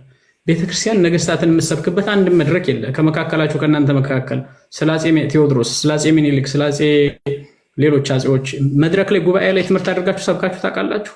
አንድ ሰው ሰብኮ ያውቃል? ቤተክርስቲያን መድረክ እኔ ስለ ሚኒሊክ ስለ ቴዎድሮስ ቤተክርስቲያን መድረክ ወጥቼ ምንድን ነው የማስተምረው? ሂስትሪ ቤት ትምህርት ቤት ነው የሚያስተምረው። አንድ ሰው አፄ ሚኒሊክን አፄ ቴዎድሮስን መውደድ አንድ ሰው እኔ ፐርሰናሊ መወድ ከሆነ እንዴት ነው ሰበከ ተብሎ የሚወቀሰው? ቤተክርስቲያን የሚሰበከው ወይ ክርስቶስ ነው የሚሰበከው? የክርስቶስ ቤተክርስቲያን ነው የሚሰበከው። ቅዱሳን ቢሰበኩ ስለ ክርስቶስ ክብር ነው የሚሰበኩት። እና እንዲህ አይነቱ ነገር ማቀጣጠል ከፖለቲካ የመጣ የውጭ ጩኸት ነው። እኔ በተደጋጋሚ እንዳልኩት የውጭ ጩኸት ነው። ይሄኛው እንግዲህ የውጭ የምለው ከፖለቲከኛ የመጣ ነው ማለት ነው። ታድሶዎቹም እምነታቸውን ሊያስጥሯቸው እነዚህ በተለይ አንዳንድ አካባቢ ያሉትን ሴንሲቲቭ የሆኑ አካባቢዎች የሚሄዱላቸው እንደየሚመቻቸው አጀንዳ ነው የሚሄዱላቸው። ባይዘወይ ካልቸር ተኮንኗል፣ ቋንቋ ተጨቁኗል፣ ማንነት ተጨቁኗል ብለው ይሄዱባቸዋል። ከዛ በኋላ ይሄን ክርስትናውን ካስጠሏቸው በኋላ እኮ ካልቸራቸውን፣ ማንነታቸውን፣ ቋንቋቸውን የሚጠቅም ነገር አያደርጉላቸውም። ለምሳሌ በቋንቋ ኮታ ሹመት ተደረገ አይደለ? ኢንክሉዲንግ እኒህ አባት ለምን እዛ የሚያስተምሩባቸው አካባቢ ሄደው በኦሮምኛ ያስተምሩ?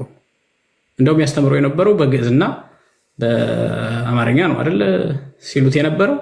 ለምን ፐርፐዙ የመጡበት በኦሮምኛ እንዲያስተምሩ ነበረ።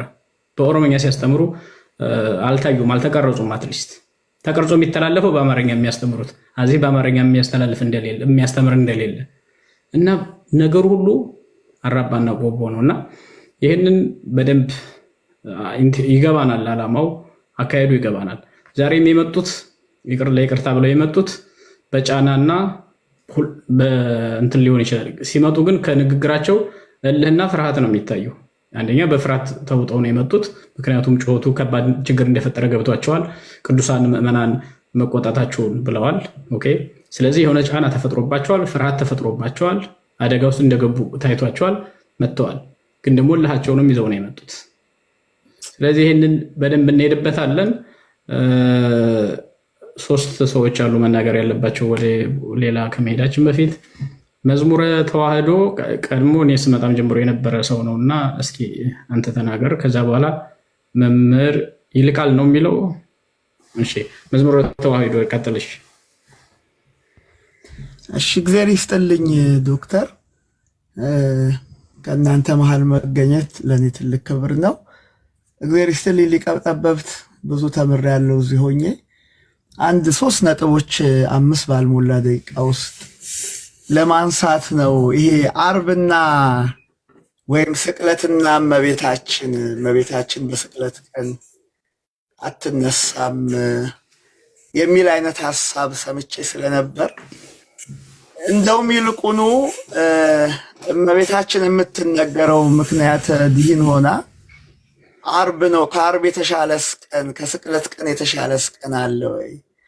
እኔ አሁን ይሄንን ድምፅ የማሰማችሁ ማውንት ኦሊቭ የደብረ ዘይት ተራራ ላይ ሆኜ ነው። ኢየሩሳሌም ነው ያለሁት። ጌታ በመቅደስ ሲያስተምሮ ውሎ ማታ ማታ በደብረ ዘይት ተራራ ያርፋል፣ ሲጸልይ ያድራልና ወደ ኢየሩሳሌም ጥንታይቷ ኢየሩሳሌም ስትገቡ 14 ስቴሽንስ የሚሏቸው አሉ። ቪያ ዴሎሮሳ የመከራ መንገድ ጌታችን ኢየሱስ ክርስቶስ ከጲላጦስ የፍርድ አደባባይ ጀምሮ እስከ ትንሣኤውን እስካየንበት እስከ መቃብሩ ድረስ 14ቱ ምዕራፈ መስቀል። እንግዲህ 14ቱ ምዕራፈ መስቀል ወይም የመከራ መንገድ ውስጥ 2 ቦታ እመቤታችን ትነሳለች ከ14ቱ፣ ያውም በስቅለቱ ቀን። አንደኛው ምዕራፍ የጲላጦስ አደባባይ ነው፣ ከሃና ወደ ቀያፋ፣ ከዛም የዛሃይ ፕሪስት ቀያፋ ቤት ሲገርፉት አድረው ወደ ጲላጦስ አደባባይ ነው ያመጡት። ጲላጦስም ያው እንግዲህ እንደምታውቁት ሊያድነውም ፈልጓል፣ ግራ ተጋብቷል፣ እጁን ይታጠባል፣ ምን ይላል? ያው ስቀለው ስቀለው፣ እሱን ካልሰቀልከው የቄሳር ወዳጅ አይደለህም እያሉ ሲያስጨንቁት አሳልፎ ሰጥቷቸዋል።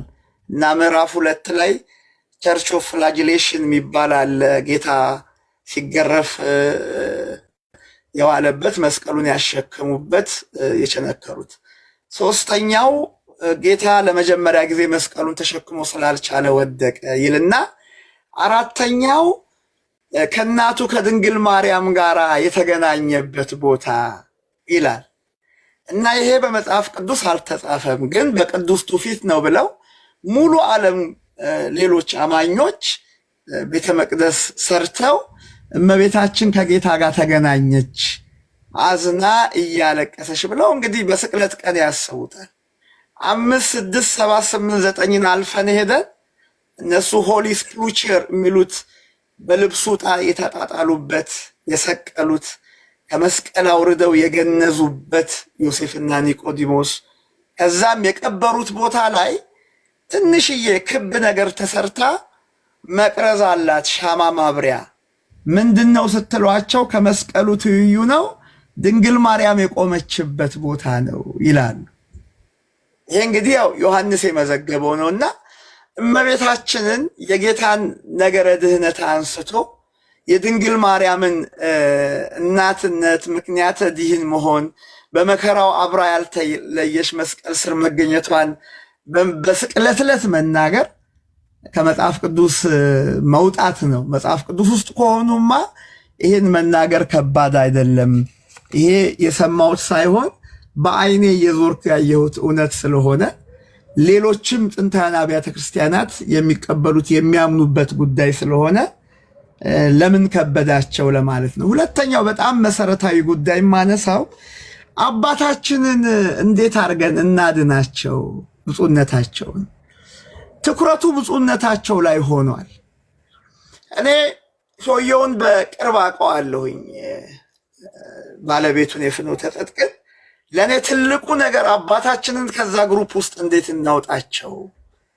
አባታችን አሁን ዶክተር ስትል የሰማሁት ከዘወረደ ጀምሮ የሰበኩት ስብከት ነው። እኔ ቼክ እያረኩ ነበር። አባታችን በምንኩስና ምን አይነት አመለካከት ነበራቸው? ጳጳስ ሳይሆኑ በፊት ትምህርቶቻቸው ምን ይመስሉ ነበር? እኔ እንደው አንዳንዴ ፎሎ ዩር ሄርት ይባላል። ልቤ የሚነግረኝ ወደዚህ ግሩፕ ከመጡ በኋላ አባታችን ነገሮችን ቀይረዋል። ያው ጥናት አይደለም ብዙ መጠይቅ የለኝም፣ ፍራቻው ስላለኝና ያን ግሩፕ ስለማቀው በቅርብ አባታችን ከዚህ በፊት ምን አይነት ሰው እንደነበሩ ዶክተርም እዚህ ያላችሁ ሊቃውንትም እንደው ምስክርነት የቅርብ ሰዎቻቸው ቢሰጡ እንዲህ አይነት ሐሳብ ነበራቸው ወይ የሚለው ነገር እና ደብረ ሊባኖስ ያደጉ ብሉይና ሐዲሳትን ለመመርመር የሞከሩ አባት በዚህ ደረጃ ኦርቶዶክሳዊ ካራክተር ያጣሉ ወይ? እኔ ፐርሰናሊቲ ዲስኦርደር ችግር ነው ያየሁት ንግግራቸው እና እኔ ሁሌ ዲያቆን ምህረት ያንን ሰውዬ እዛ አሜሪካ ዩኒቨርሲቲ ውስጥ ያናገረበት ኦርቶዶክሳዊ ካራክተር አባታችን ደግሞ ዛሬ የሚሰብኩበት መንገድ እዚህ ግሩፕ ውስጥ ከገቡ በኋላ የሆነ ቢሆንስ? አንድ ሁለተኛ፣ ይሄ ሚዲያ ከዚህ ሁሉ ጳጳሳት መካከል እንዴት አባታችን የአንድ ማህበር ወይም የአንድ ሚዲያ ሰባኪ ሊሆኑ ቻሉ? ሀገረ ስብከት አላቸው፣ ቦታ አላቸው።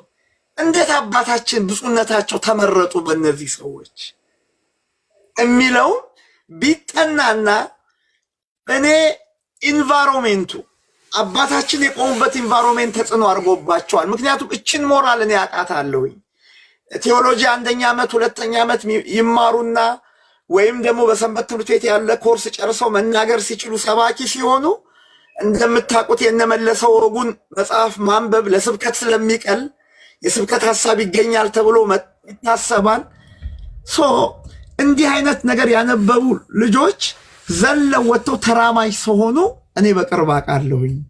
እና አባታችንን ይሄ የመድረክ ግፊት እዛ አካባቢ ያለው የገንዘብ መጠንና አቅም እንደምታውቁት ቀላል አይደለም፣ ያሳስታል። 50 ሺህ አይደለም 100 ሺህ አይደለም በሚሊየን ነው የሚለቀቀው። እንዲህ አይነት ገንዘብ ደግሞ ትላንት ከገንዘብ ጋር ላልኖረ ሰው ብዙ ነገሩን ሊያስት ይችላል። እና ትኩረት አባታችን ላይ እንዳረግነው ሁሉ ግን አባታችንን በማዳን ለይቶ በማውጣት ስራ ላይ መጠመድና አባታችንን ወደዚህ ያስገባውን ኢንቫይሮንሜንት ግን አሁንም በትኩረት መመልከት። በዚህ ደረጃ ይህ ሁሉ ተቀባይነት ለምን መጣ? እንዴት ሊገኝ ቻለ? ፍቃድ እስከ መስጠት ድረስ ያ ሁሉ ሰባኪ ተሰብስቦ ልክ ነው ጥሩ ነው ተመልሰዋል እስከ ማለት ድረስ እና እኔ ጥያቄ ስላለኝ በቅርብም ስለማቅ እና ይሄ ነገር ቢታይና በሶስተኛ ደረጃ እንደው ከዚህ በፊትም ኤዲቶሪያል ቦርድ የለውም ወይ ቴሌቪዥኑ? ይሄ ትምህርት ኦርቶዶክሳውያንን እንደሚያስቆጣ እየታወቀ ያለ ኤዲቶሪያል ቦርድ እውቅና ነው ወይ ስክሪን ላይ የወጣው የሚለው ሁሉ ያስጠይቃል። እነዚህ ሰዎች ትምህርቱን እንደሚያስጠይቅና እንደሚያነጫንጭ ያውቃሉ፣ ግን አንድ ነገር ያተርፋሉ። አንድ ሊቀ ጳጳስ አግልለው ሊወስዱ ይችላሉ። ስለዚህ እኛ ስማርት ሆነን አሸናፊ የምንሆነው ብፁዕነታቸውን ከዛ አይነት ግሩፕ ውስጥ ይዘን መውጣት፣ ያንን ኢንቫይሮንሜንት ደግሞ በችኮላ ቅዱስ ፓትርያርክ ተገኝተው እስኪባርኩ የአገሪቱ አሉ የሚባሉ ሰባኪያን በሙሉ አሜን እሺ በጀ ዛሬ ላይ መጽሐፋቸውን አትዩ።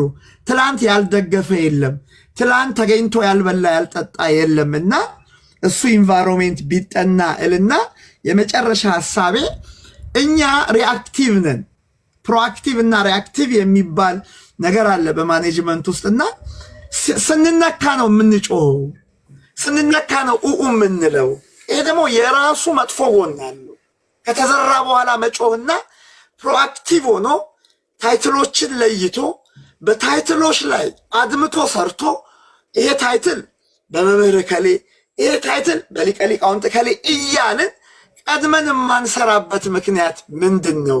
የፕሮቴስታንት ጥያቄ ከሉተር ጀምሮ ይታወቃል። ይሄው እድሜያችንን ፈጀን። አንድም አዲስ ጥያቄ ይዘው መጥተው ያውቃሉ ወይ? ያችሁ እኔ ሕፃኖኛ ሐዋሳ የተከራከርኩበት ሰንበት ተማሪ የተከራከርኩበት ጥያቄ ዛሬ የሚመጣል እና እንዴት ነው ፕሮአክቲቭ መሆን የምንችለው? ጥያቄዎቹን አውጥተን አድምተን ይኸው ቲክቶክ አሁን የተጀመረበት መንገድ ደስ ያሰኛል። ነገ ከለቤት ከነገ ወዲያ ከለቤት እየተባለ አድምቶ የሚመታበት በመጽሐፍም ጭምር የሚሆንበት ፕሮአክቲቭ የሆነ አፕሮች ብንከተል ለማለት ነው። በእናንተ ፊት ይህን ሁሉ መጮሄ ይቅርታ ይደረግልኝ። ያለኝን ሀሳብ ለማካፈል ነው። እግዚአብሔር ይስጥልኝ አባቶች። እናመሰግናለን። ያሬድ አደመ ይመስለኛል ከድምፁ አውቀዋለሁ ቀደም ብዬ ድምፁን። ኦኬ በጣም ጥሩ። እንኳን መጣህ ያሬድ፣ እንኳን ጆይን አደረግከን። በጣም ነው ደስ የሚለኝ በመምጣትህ።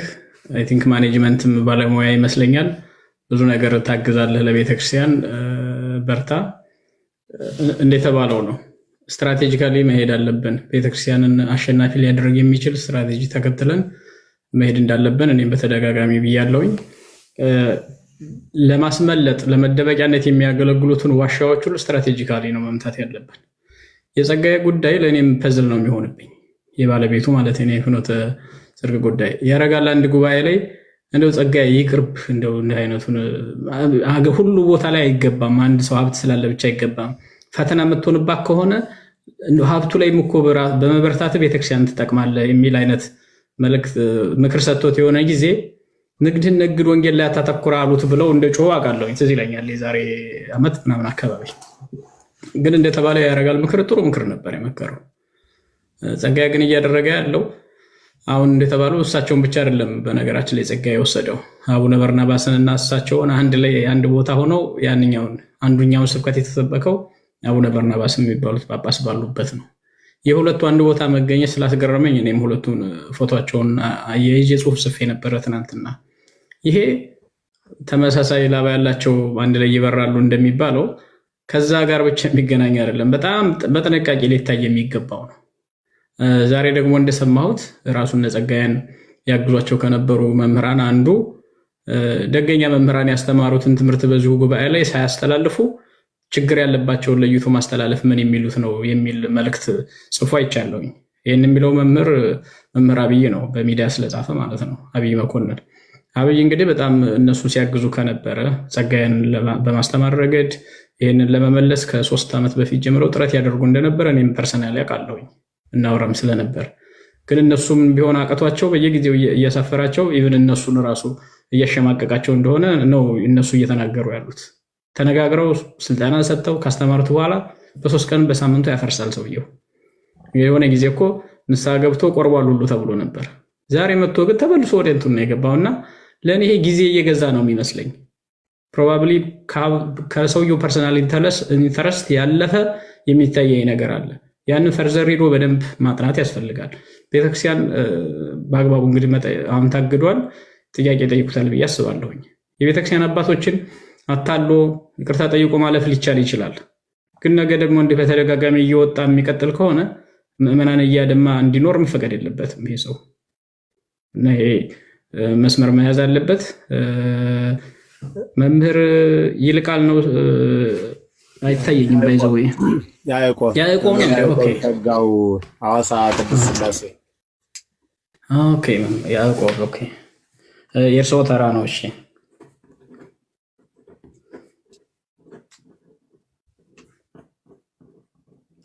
መምህር ያዕቆብ የእርስዎ ነው። ሚውት ሆነዋል መሰል እየተናገሩ ከሆነ ሚውት ነዎት የእንተ ያዕቆብ።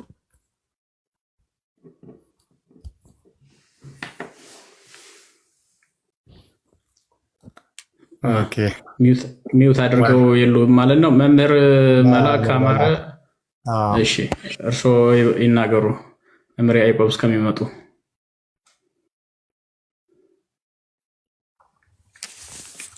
እንደምን ዋላችሁ፣ እንደምን አመሻችሁ። በየሰዓት አቆጣጠራችሁ አባቶች ይፍቱኝ። እንግዲህ ከመካከላችሁ በመላከ ገነት ቀሲስ ቴዎድሮስ ሊቀ ሊቃውንት፣ ሌሎቻችሁም እንግዲህ ይፍቱኝ ብያለሁ። እንግዲህ አንዳችሁ ፍቱኝ። በረከተ ጳውሎስ ይደርቦ፣ እግዚአብሔር ይባርክ፣ እግዚአብሔር ይፍታ። እንኳን አደረሰው መጋቢት። እንኳን አደረሰ። እንዴት ሰነበታችሁ? እንዴት አላችሁ? እኔ እንኳን እውነት ለመናገር በአባቶቻችን አንድ የሚሉት ነገር አለ። ጠያቂ ሀብታም ነው፣ ተጠያቂ ድሃ ነው። ከዛ ሲቀጥልም ደግሞ እንደ ተጠያቂ መጨረሻ ተናጋሪም ድሃ ነው ብለው ይናገራሉና አብዛኛው ነገር በጣም የተባለ ነው። ምንም ሀሳባችን አንድ አይነት ነው። እነ ሊቀ ጠበብት እነ ዶክተርም እነ መላከ ገነትም ሁላችሁም እነ ቀሲስ ቴዎድሮስ ሁላችሁም ብዙ ነገር አሁንም ደግሞ ወንድማችን መምህር ያሬድ አደመም ሰፊውን አተታ ሰጣችሁታልና በጣም ጥሩ ነው።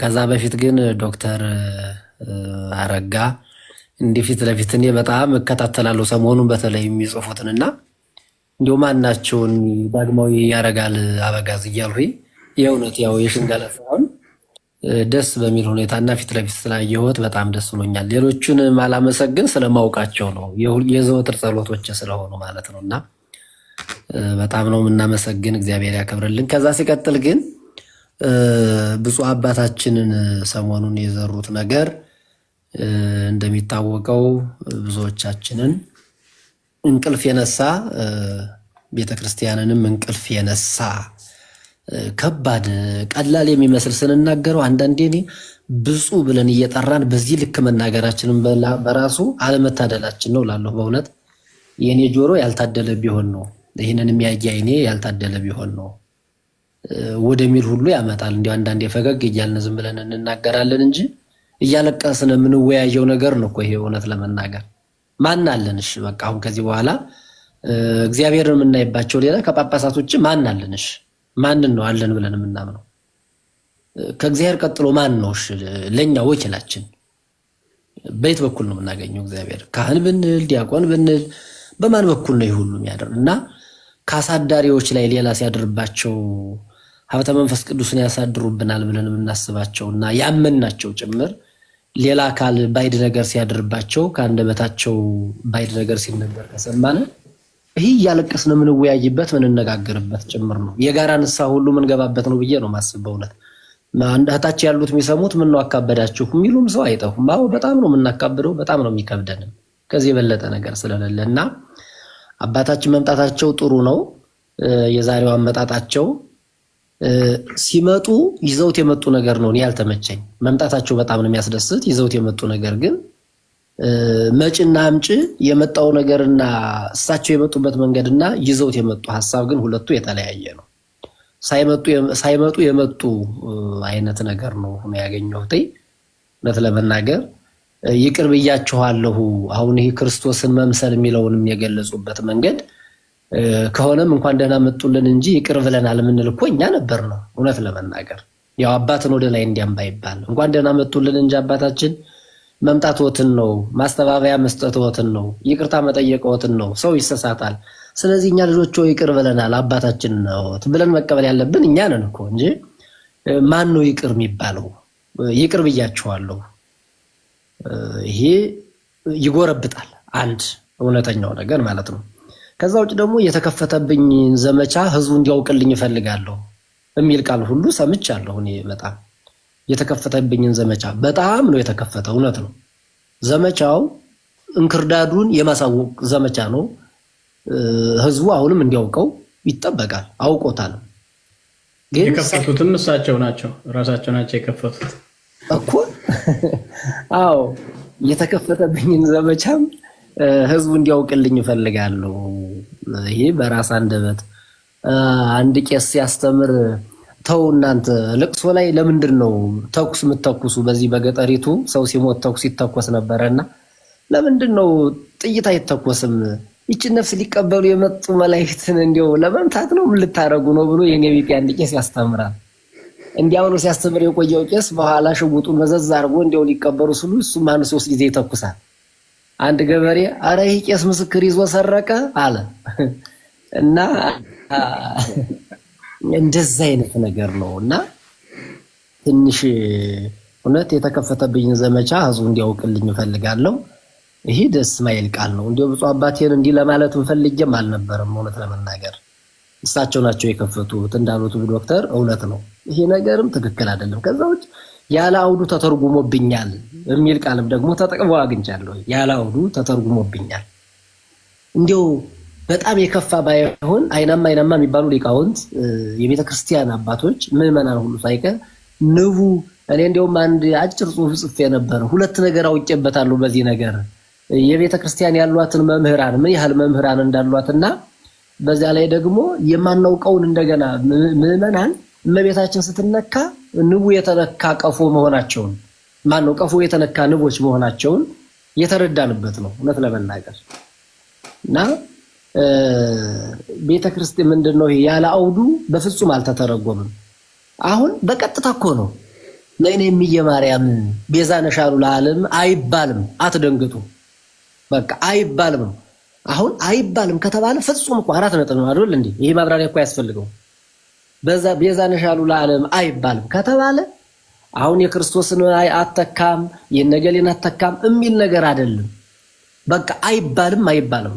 አንድ ሰው ስሜን እንዳጠራይ ካለ እንዳጠራይ ነው። እገሌ በሚል ስም እንዳጠራይ አይደለም ያለው። እንዳጠራይ ካለ እንዳጠራይ ነው። ስም ቀይርልኝ አይደለም።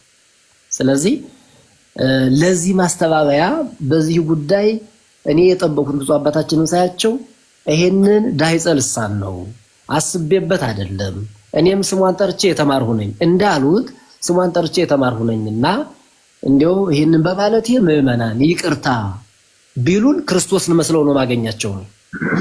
በቃ መስለውት ነው ማገኛቸው። ይቅርታ አድርጉልኝ አጥፍቻለሁ ምን ችግር አለው? ከዚህ የበለጠ ምን አለ?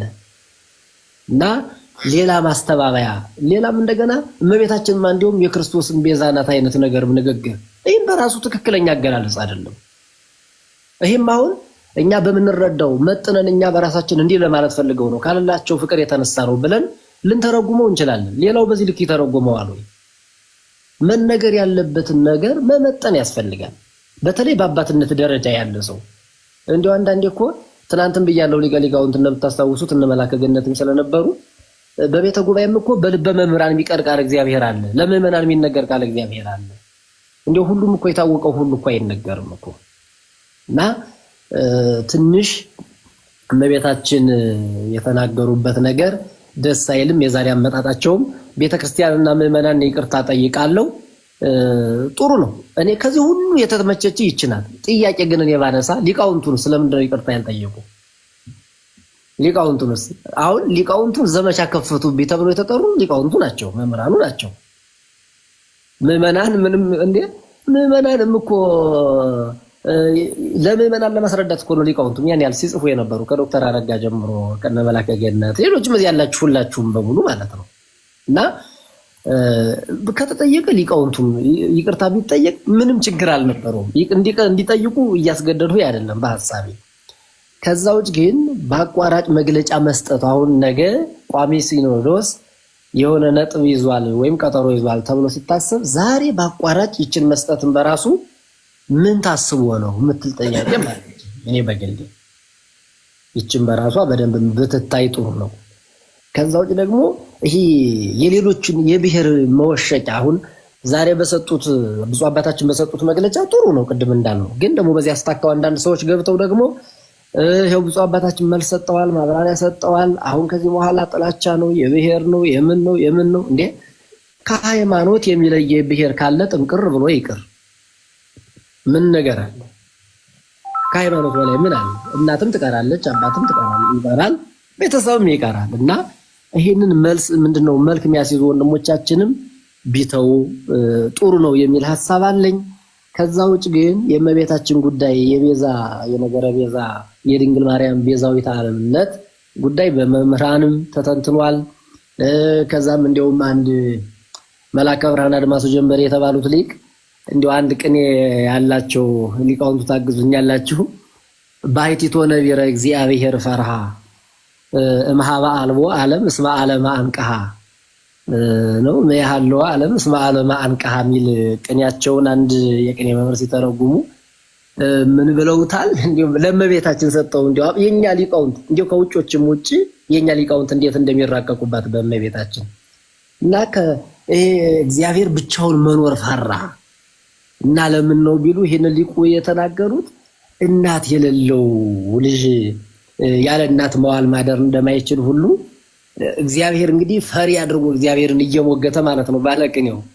እግዚአብሔር ፈራ ይሉና ካለመኖር ዓለም መኖር ዓለምን ፈጠረ፣ ዓለምን ፈጠረ አነቀው ብሎ ኃጢአት ካለበት ዓለም ኃጢአት የሌላት እናቱን ፈጠረ ማለት ነው ብለው ሲያትቱ የእመቤታችንን ቤዛነት እንግዲህ እሱ ቅድምን በቅዳሴ ማርያም ላይ ሊቁ የኔታ ያዕቆብም ሲጠቅሱት እንደነበረ የእመቤታችንን ቤዛነት የእመቤታችንን ጥላነት ሌላው ቢቀር እንኳን ቤዛዊተ ዓለም የሚለውን እኮ ዘመንን ጥላ ቤዛ መቼም ጥላ አይደለ፣ በግዕዙም ደግሞ ጥላ የሌለ አሁን ጥላ ነሽ ብንል እኮ በዚህ ብቻ በቂዋ ነው እኮ ለሷ። ሌላውንም እንተው ከኃጢአት ቃጠሎ ምን ጠለልባት ብለንም እንኳን ብንሰጣት እንዲሁ ይህን እንኳን እንዴት እንነሳታለን? ሌላው ቢቀር ይሄኛው ጤላኝ እኔ ገዝቼ ያዙት ይጠላ እንኳን ቤዛ ብሎ በግዕዝ ከተነገረለት ቤዛዊተ ዓለም የሚለው ለእመቤታችን ቢያንስባት እንጂ በአውዱ ከክርስቶስ ጋር ቅድም ዶክተርም ሲሉት እንደነበረ ከክርስቶስ ጋር የእመቤታችን ቤዛነት አንድ አድርጎ ቀላቅሎ የሚያስተምር ማንም የለም። ማንም እንኳን ሌላ ሐዋርያትንም እኮ ለምሳሌ አሁን እናንተ ሄዱና ደቀ መዛሙርት ምንድነው በስሜ እያጠመቃችሁ ፍጥረትን ሁሉ ደቀ መዛሙርት ያድርጓቸው የሚለውን እኮ አድኗቸው ነው እኮ ሲተረጎም እኮ ቄርሎስ ሲተረጉም አድኗቸው ማለት ነው። ደቀ መዛሙርት ያድርጓቸው ማለት እኮ አድኗቸው ማለት ነው ይላል።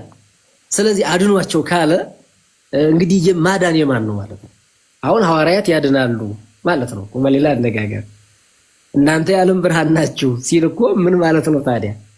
እና እንደ ጊዜ ግብሩ ከተረጎመ ነው እኮ መጻሕፍት በእውነት የኛ አይምሮ ስለሚጣላ ነው እንጂ እያንዳንዱን ነገር ብናስበው ብንመረምረው የእመቤታችን ጉዳይ ከህሊናችን በላይ ነው የሚሆነውና ነገረ ማርያምን በሚገባ ማተት በሚገባበት መንገድ ማተት ነውና ያለ አውዱ የተናገሩትን ጉዳይ አሁንም ዛሬ የሰጡት መግለጫ መምጣታቸው ጥሩ ነው። የመጡበት መንገድ ግን ብዙ ደስ የሚል ሆኖ አላገኘሁትም። እንዳጠቃላይ የፍኖተ ጽድቅ ጉዳይ ግን ቅድምም እንደተባለው አሁን ወንድማችን መምህራችን መምህር ያሬድ አደመም እንደገለጹት ፍኖተ ጽድቅ ላይ አሁን ችግሮች አሉ። ሌሎችም አባቶች አሉ፣ በዛው አካባቢ ያሉ መምህራንም አሉ። እንዳይናገሩ ብር ለጉሟቸው ዝም እንዳይሉ ከዚህ ምዕመናን እነገሌ ለምን ዝም አሉ እየተባሉ በሁለት በኩል ተወጥረው እቺ ወቅቷ ዓርብ የሆነችባቸው መምህራንም መነኮሳትም ከጳጳሳትም አሉ። ወቅቷ ዓርብ የሆነችባቸው የመከራ እንዳይናገሩ ችግር ዝም እንዳይሉ ችግር ነፋኝ ልናገር ነው እንዳለች ውሻ አለች ይባላል። ብዙ ጊዜ ተረት እንዳላበዛ ብዬ ነው። እና እነዚህም አባቶቻችን ወደ አንድ መጥተው የጋራ የሆነች መኖሪያ ዓለም አለችን፣ እሷም ቤተክርስቲያናችን ናት። በዚህ ጉዳይ ድርድር አይኖረንምና ጥሩ ነው። በጣም መሰባሰባችን በጣም ደስ የሚል ስብስብ ነው። በመጨረሻ መጥቼ እስካሁን ስታሳምሩት የነበረውን ነጭ ትክክለኛውን ይሄን ወተት ስንጠጣ የቃል እግዚአብሔርን ወተት ስንጠጣ ነበረ፣ የምክር ወተት። አሁን ትንሽ ህፃን የያዘው ደግሞ እንደምታውቁት ከዛም ነው የሚያዳኩርና እንደዛ እንዳይሆን ለማለት ነው። እግዚአብሔር ያክብርልኝ። በጣም ደስ ብሎኛል ሁላችሁም ስላገኘኋችሁ። ብፁዕ አባታችንን ጉዳይ ተፈቶ በእውነት ምኞቴንም ልግለጥ። የብፁዕ አባታችንን ጉዳይ ይቅርታም ብለው ቋሚ ሲኖዶስን በሚሰጠው አቅጣጫ አባቶቻችንን በሚሉን መንገድ ሰብሰብ ብለን የሁሉ የሰይጣን በር የከፈተው የጠላት በር የተከፈተውም ተዘግቶ ብፁዕ አባታችንም ይቅር ብታ ጠይቀው ልጆች ብለው ባርከውን አንድ ሆነን የምናይበትም ዘመን ወይም ቀን እንናፍቃለን። ይሄ የሁላችንም ናፍቆት ነው። እሱ የኔም ናፍቆቴ ነው፣ የሁላችንም ናፍቆት ነው። ይሄው ነው እንደና የእግዚአብሔር አምላካችን መልካም ፈቃዱ ይሁን ማለት ፈልጋለሁ። እግዚአብሔር ያክብርልኝ። እናመሰግናለን መምህር። እንኳን መጡ። ነገም እንዳይቀሩ ጠርተነዎታል። ጠበል የዓርብ መርሃ ግብራችን ይምጡ። ሁሉንም ጋብዘናል እዚህ ላይ። በነገራችን ላይ ዛሬ ከሰዓት አንድ ረጅም ጽሁፍ ጽፌ ያለውን በጠቅላላ ችግሩ እየሄደበት ያለውን በተለይ ደግሞ አንዳንድ ሌሎችም እንዲሁ አሁንም እያየሁ ነበረ ወደ ምን አቅጣጫ ሊጎትቱት እንደፈለጉ አጀንዳውን እሱንም በሚመለከት አስተያየት ሰጥቻለሁ። እሳቸውን በተመለከተ የሰጠሁት አለ። ግን በጠቅላላው ማለት በቤተክርስቲያን ላለፉት 30 ዓመታት በተለይ ደግሞ ሲኖዶስን እኛ ካገኘም በኋላ 68 ዓመቱ ነው ስቆጥረው ዛሬ። ላለፉት 68 ዓመታት ከመጀመሪያው ጀምሮ ብዙ ችግሮች ነበሩብን። እነዛን ችግሮች ሳንቀርፋቸው አንዱ ባንዱ ላይ እየተደራረበ ለአንዱ ሌላው ፕሬሲደንስ እየሆነ አሁን ፕሬሲደንስ እንደ ምሳሌ እየተወሰደ መጥፎ ምሳሌ ማለት ነው። እነገሌም እኮ እንዲህ አጥፍተው ነበረ እኛ ላይ ሲሆን የሚል ፉክክር ተጀምሯል። ይህም ፉክክር እኔ የምለው አሁን ለምሳሌ የተፈጠሩ አሉ በትግራይም ኦሮሚያም በውጭ በነበሩትም በተለያየ የሚባል አለ አይደል? ይሄን እኮ በሙሉ ቤተክርስቲያን አጥረታ ሁሉንም እንደው አንድ ጊዜ ደፍራ ለአንድነት ሲባል የሆነ መፍትሄ አድርጋ ከዛ በኋላ ግን ስርዓት ያለው ያሿሿምም ይሁን የመተዳደሪያ ህግ ደንብ ወጥቶ ከዛ በኋላ ለዛ ባይንዲንግ ሆኖ የምንኖርበትን ጊዜ እናፍቃለሁ። ያ እስከሚመጣ ፑሽ ማድረግ መቻል አለብን። ያ ካልሆነ ግን አንዱን እየመዘዘ ገና 86 ብሔር አለ ተብሏል። 86 ብሔር በየሰፈሩ ሁሉም ችግር ይድረሰኝ ሲል ማለት ሌላ ነገሌ የችግር ድርሻ ወስደዋል፣ አሁን ነገሌ ወሰዱ እያለ አሁን ችግር መከፋፈል ተጀምሯል። ሰው ሲከፋፈሉ ደስ የሚለው በጎ የሆነ ነገር ነበር። እንዴት ምንፍቅናን እንዴት ችግርን ሰው ይከፋፈላል ኦን ያደርጋል? ይሄን እንግዲህ ለችግር ጥብቅና መቆም ለችግር ከለላ ለመሆን መሞከር ችግርን ገንዘብ ማድረግ ነው።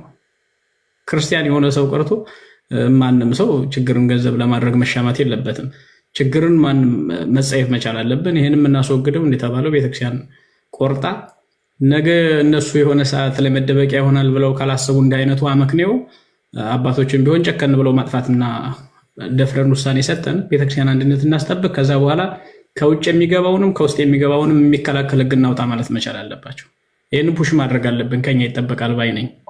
ይህን ማድረግ እስካልቻልን ድረስ በነገራችን ላይ እኛም በድፍረት ለመናገር አፋችንን የሚያስዝ ይሄን ያነሳሉ እንደተባለዋል። ለምሳሌ ዛሬ ይቅርታ ጠየቁ፣ ካሁን በኋላ መናገር ዘረኝነት ነው እንጂ ሌላ ሊሆን አይችልም የሚል ትርጉም የሚያመጡት ምክንያቱም ያበር አለ፣ ያንን በር እየተጠቀሙ ነው እና እሱን ቀዳዳ መዝጋት መቻል አለብን።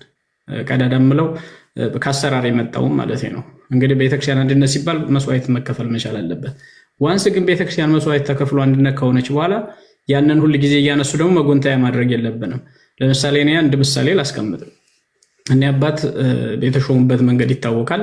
ግን ደግሞ የሾሞቻቸው ቤተክርስቲያን ነች። ተገዳም ይሁን በፖለቲካ ቤዛነትም ይሁን በምናምን ቤተክርስቲያኗ ያንን አክሰብት አድርጋ አባል አድርጋ እስከተቀበለቻቸው ድረስ ለእኔ ጉዳይ አይሆንም። በቃ እንዲህ እኮ ያጠፉት እንዲህ ስለሆኑ ነው በእንትን ስለተሾሙ ነው ምናምን የሚለውን አሁን ለመክሰሻነት አላመጣውም። እሳቸው ግን አዚፍ እንደ መኮፈሻ የሚያደርጉት ከሆነ ነገሩን ወደኋላ ሄዶ ማስታወስ ሊያስፈልግ ይችላል። ከዛ ባለፈ ግን ማስፈራሪያም ደግሞ እኔ የማልጠቀመው እሳቸውም እንደ መኮፈሻ መጠቀም የለባቸው። ሁለቱም ባላንስ ማድረግ ያስፈልጋል። ስለዚህ ችግሩ ላይ ስህተታቸው ላይ አተኩረን እሱም ብቻ ብንመታ ኢፌክቲቭ እንሆናለን ብዬ አስባለሁ። ፐርሶናሊቲያቸውን ባክግራውንዳቸውን የመጡበትን የተሾሙበትን ምናምኑን ትተነው ስህተቱ ላይ ብቻ አተኩረን ስህተቱን ከመታ ነው እርግጠኝነት እሳቸውም ማዳን ይቻላል፣ እሳቸውም አፍረው ሊመለሱ ይችላል።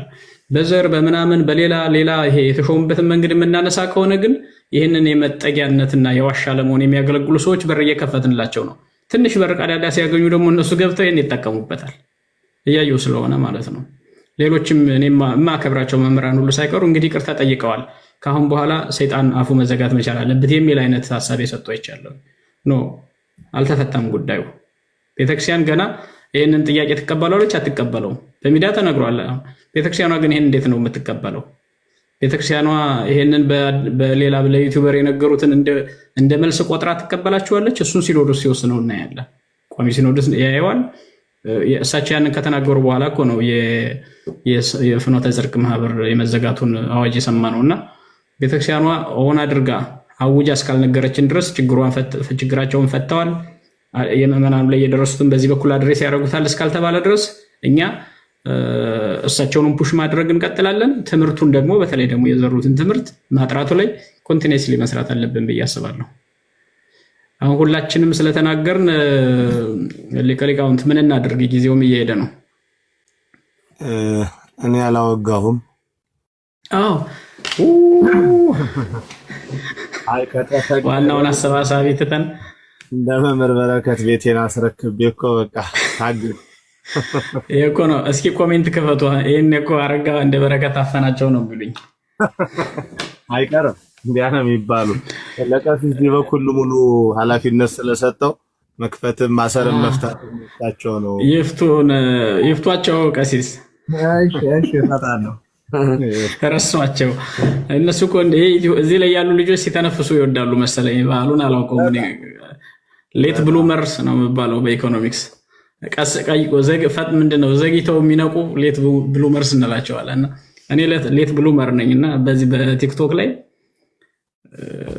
የቲክቶክ ይወዳል አሉ እንደዚህ አይነት ኢንተራክሽኑን። አዎ ጭቅጭቅና ንትርክ ምናምን አልፎ አልፎ ይወዳል። ትንሽ ያበዙታል። በነገራችን ላይ አሁን እንዲህ አይነት ውይይት እየተደረገ እኛም ጋር መተው እርስ በርሳቸው እየተመላለሱ በቃ ሊቦጫጨቁ የሚደርሱ ነገር አለ። እነሱ ይገርመኛል። እንግዲህ አለመገናኘታቸውን የጠቀመን እንጂ እነሱን መዳኘቱ ደግሞ ሌላ ስቃይ ነበር የሚሆነው። በየስልካቸው እስኪ አሁን ልቀቋቸው። እስካሁን ተናክሰው ነው የሚሆነው በውስጥ ቀሲስ አልፈታም አሉ።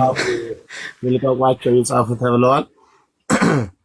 እዛው ልባቸው የሆኑበት ልቀቋቸው፣ እዛ እንስጧቸው። ቀሲስ በነገራችን ላይ የዚህኛው መፍታት ተስኖኛል። እስኪ እየተመራመርኩ ነው። ይቅርታ አድርጉልኝ። ነው እንዴ? ኦፕሽኑን ማስገባት ማስወጣት ብቻ ነው መሰለኝ የምችለው። ሙሉ ስልጣኔ የጵጵስናውን ይደርቡልኝ። የሚገርም ነው። በነገራችን ላይ እሱን ነገርም ወደፊት ትላንት አንስቸው ነበርና ካልሆነ እምቢ የምትሉን ከሆነ እንግዲህ ለአንድ ሰው 120 ሺህ ብር ድስትም ሚስትም ለሌለው ሰው መድበን መኪና ዘመናዊ መኪናና ዘመናዊ ቤት ሰተን ካልሆነ ወደኛ ዙሩልን እያልኩ እንዲያውም ትንሽ የተሳሳቅን ነበረ ከሊቃውንቱ ጋርና እዚሁ ማታ አሁንም ቢሆን እንግዲህ ማዞራችን አይቀርም ወደ እናንተ የምሁራን ጉባኤ ብለው ያልቀድም። ስለዚህ በዚያው ደግሞ አሁን የእንትኖች ብለን መቀጠሉ አይቀርም ለማለት ነው። እና እንደው አጠር አድርጌ ለመተንፈስ ያህል ነው ዶክተር። ሁሉም ሐሳቦች በእውነት እጅግ ደስ በሚል መልኩ ተነግረዋል። የኔ ዓላማ በጣም ትልቁ የእውነት ያሬድ ተናግሮልኛል። ብፁዕ አባታችንን እንዴት እናድናቸው የሚለው አደራ። ሌሎቻችሁ ደግሞ መቼም ያው አንዳንድ የመማርና ያለመማር የሁለቱም ግጭት ሲኖር ትርጓሜ እንደተፈለገ ይተረጎማልና እንደየቤታችሁ እንዳትተረጉሙብኝ እንጂ እንዴት እናድናቸው የሚለው በእርግጠኝነት ከበላተኛ ለማዳን ነው። ያሉበት ቦታ መጋቢ አዲስ መልአክ ለመምራኑ ብቻ አሉ እንጂ ለሳቸው ደብል ዕለተ ዓርብ ነው የሆነው። 2 ዕለተ ዓርብ ነው። በጣም ከባድ ዕለተ ዓርብ ነው። ምክንያቱም እንደው ወደ ኋላ ያለውን ታሪካቸውን፣ የምንኩስና ህይወታቸውን፣ ገዳማዊ ህይወታቸውን ሌላውን አይተን በዚህኛው ቦታ ስናያቸው በጣም ከባድ ህይወት ላይ ነው። ምናልባትም እንደው ስለ ቤዛነት ስንወያይ መጀመሪያ ቤዛ ሆነናቸው ሰባኪ ለሊቀ ጳጳስ ቤዛ መሆን ይችላል ብለን ብናስተምርና ከዚያ በኋላ እመቤታችን ቤዛ ናት የሚለውን ብናሳምን ደስ ይለኛል ብዬ አስባለሁ። እኛ ቤዛ ሆነን ብናሳያቸው እንደው በዚሁ አቅጣጫው ከጠፋ የቤዛውን ግስ እንዳገሳሰሱ ብናስተምር ብዬ አስባለሁ። እሳቸውን አይደለም አጠቃላዩን ግን ደግሞ እሳቸውን አይደለም ስል የፊደል ጉዳይ ብናስተምራቸውም ይከብድ አይደለም። የህይወትና የክህነት ጉዳይ ነው ከእሳቸው የምንማረው። ያን ያህል እኔ አንዳንዴ ይቅርታ አድርጉልኝ እንደ ድፍረት አትቁጠሩትና ሲያሳልሙን እንዲህ ባይበሉብሽ ገፍተውን የሚሄዱ አባቶች ባሉበት ቦታ ይቅርታ መጠየቅ በጣም ትልቁ ክሬዲት የሚያሰጠው ጉዳይ ነው። በጣም ዝቅ ብለን የምንቀበለው ምክንያቱም ምዕመናንን አይደል ይቅርታ የጠየቁት። ስለዚህ እኛ ምዕመናን ነን፣ አማኞች ነን፣ እኛም እናምናለን እኮ። ሊቀ ጉባኤ አባ ገብረ ማርያም የሚባሉ 4 አይና የጎንደር ልደታ ለማርያም ቤተክርስቲያን የትርጓሜ መምሪያ 4 ጉባኤ መምህር ታይካ ነገስት ፕሮግራም እየመሩ የበዓታ ታኅሳስ 3 ሁላችሁም በዚህ በዓል የተገኛችሁ ምዕመናንና ምዕመናት በሙሉ ሲሉ ከኋላ ያሉት አልቀደሙምና ዝም አሉ። ከኋላም ከፊትም ያላችሁ ምዕመናንና ምዕመናት ነው ያሉ። ከዛ ሲያጉተመትሙ እንዴ አታምኑም እንዴ እናንተ? እኔ እኮ እናንተም ምዕመናን መስላችሁ አማኝ መስላችሁ ነው፣ ይቅርታ ብፁዓን ብያለሁ አሉ። እና እኛንም ይጨምራል ይቅርታው ብዬ ነው አቃንቼ ነው የተቀበልኩት። በሌላ መልኩ ምናልባት ይቅር ብያችኋለሁ የተባልነውን ቅድም ከአንድ ወንድሜ ጋር እያወራን ነበረ። እንግዲህ ያው ባልሚስቱ ላይ ነው የሚበረታውና መዝግቢያችኋለሁ ያገናኘን ቀን ያገናኘን እግዚአብሔር እጄ ላይ ይጣላችሁ እያሉን ሊሆን ይችላል እያልን ነበረ እንጂ ማን ይሙት ይቅር ብያችኋለሁ አልበላሽም ምን አመጣው እኛው እናድን ነፍስ እናድን ብለን ውሃ ይዘን በሮጥን እኛው ላይ ቤንዚን የሚረጭማ ከሆነ በየት በኩል መደጋገፉስ ይኖራል? እኛ አባት ናፍቆን እኛ የሚታደገን ብቻ ሳይሆን የምንታደገውን ፈልገን ዋጋ ለመክፈል በዚህ ልክ ስንደክም የምንከፍለው ዋጋም ክሬዲት ሊሰጠው ይገባል። ምክንያቱም ቀላል አይደለም እኮ አሁን እንቅልፋችን መተው ሌላውን ተውት ማንበብ ምናምን እሺ ሁሉን እንተውና በዚህ ሰዓት መተኛት ራሱ ዋጋ አለው። በቂ እንቅልፍ አለማግኘት ጉዳት አለው አይደል? እኔ እንደውም የራሴን እየገመትኩ ሁል ጊዜ ሰዓት ችግር በተፈጠረ ቁጥር ነው እኔ ሌሊትና ቀን ሰው ምጠራ እያልኩ ትቼ የሰነበትኩትን ቲክቶክ ልክ እንደ ጠናጠሪ ትላንት ጀመርኩ ዛሬም ተዋለ እንዲሁ ቀጠለ ማለት ነውና ይሄም እንደክመው አንድ ልጅነት አስገድዶን ነው።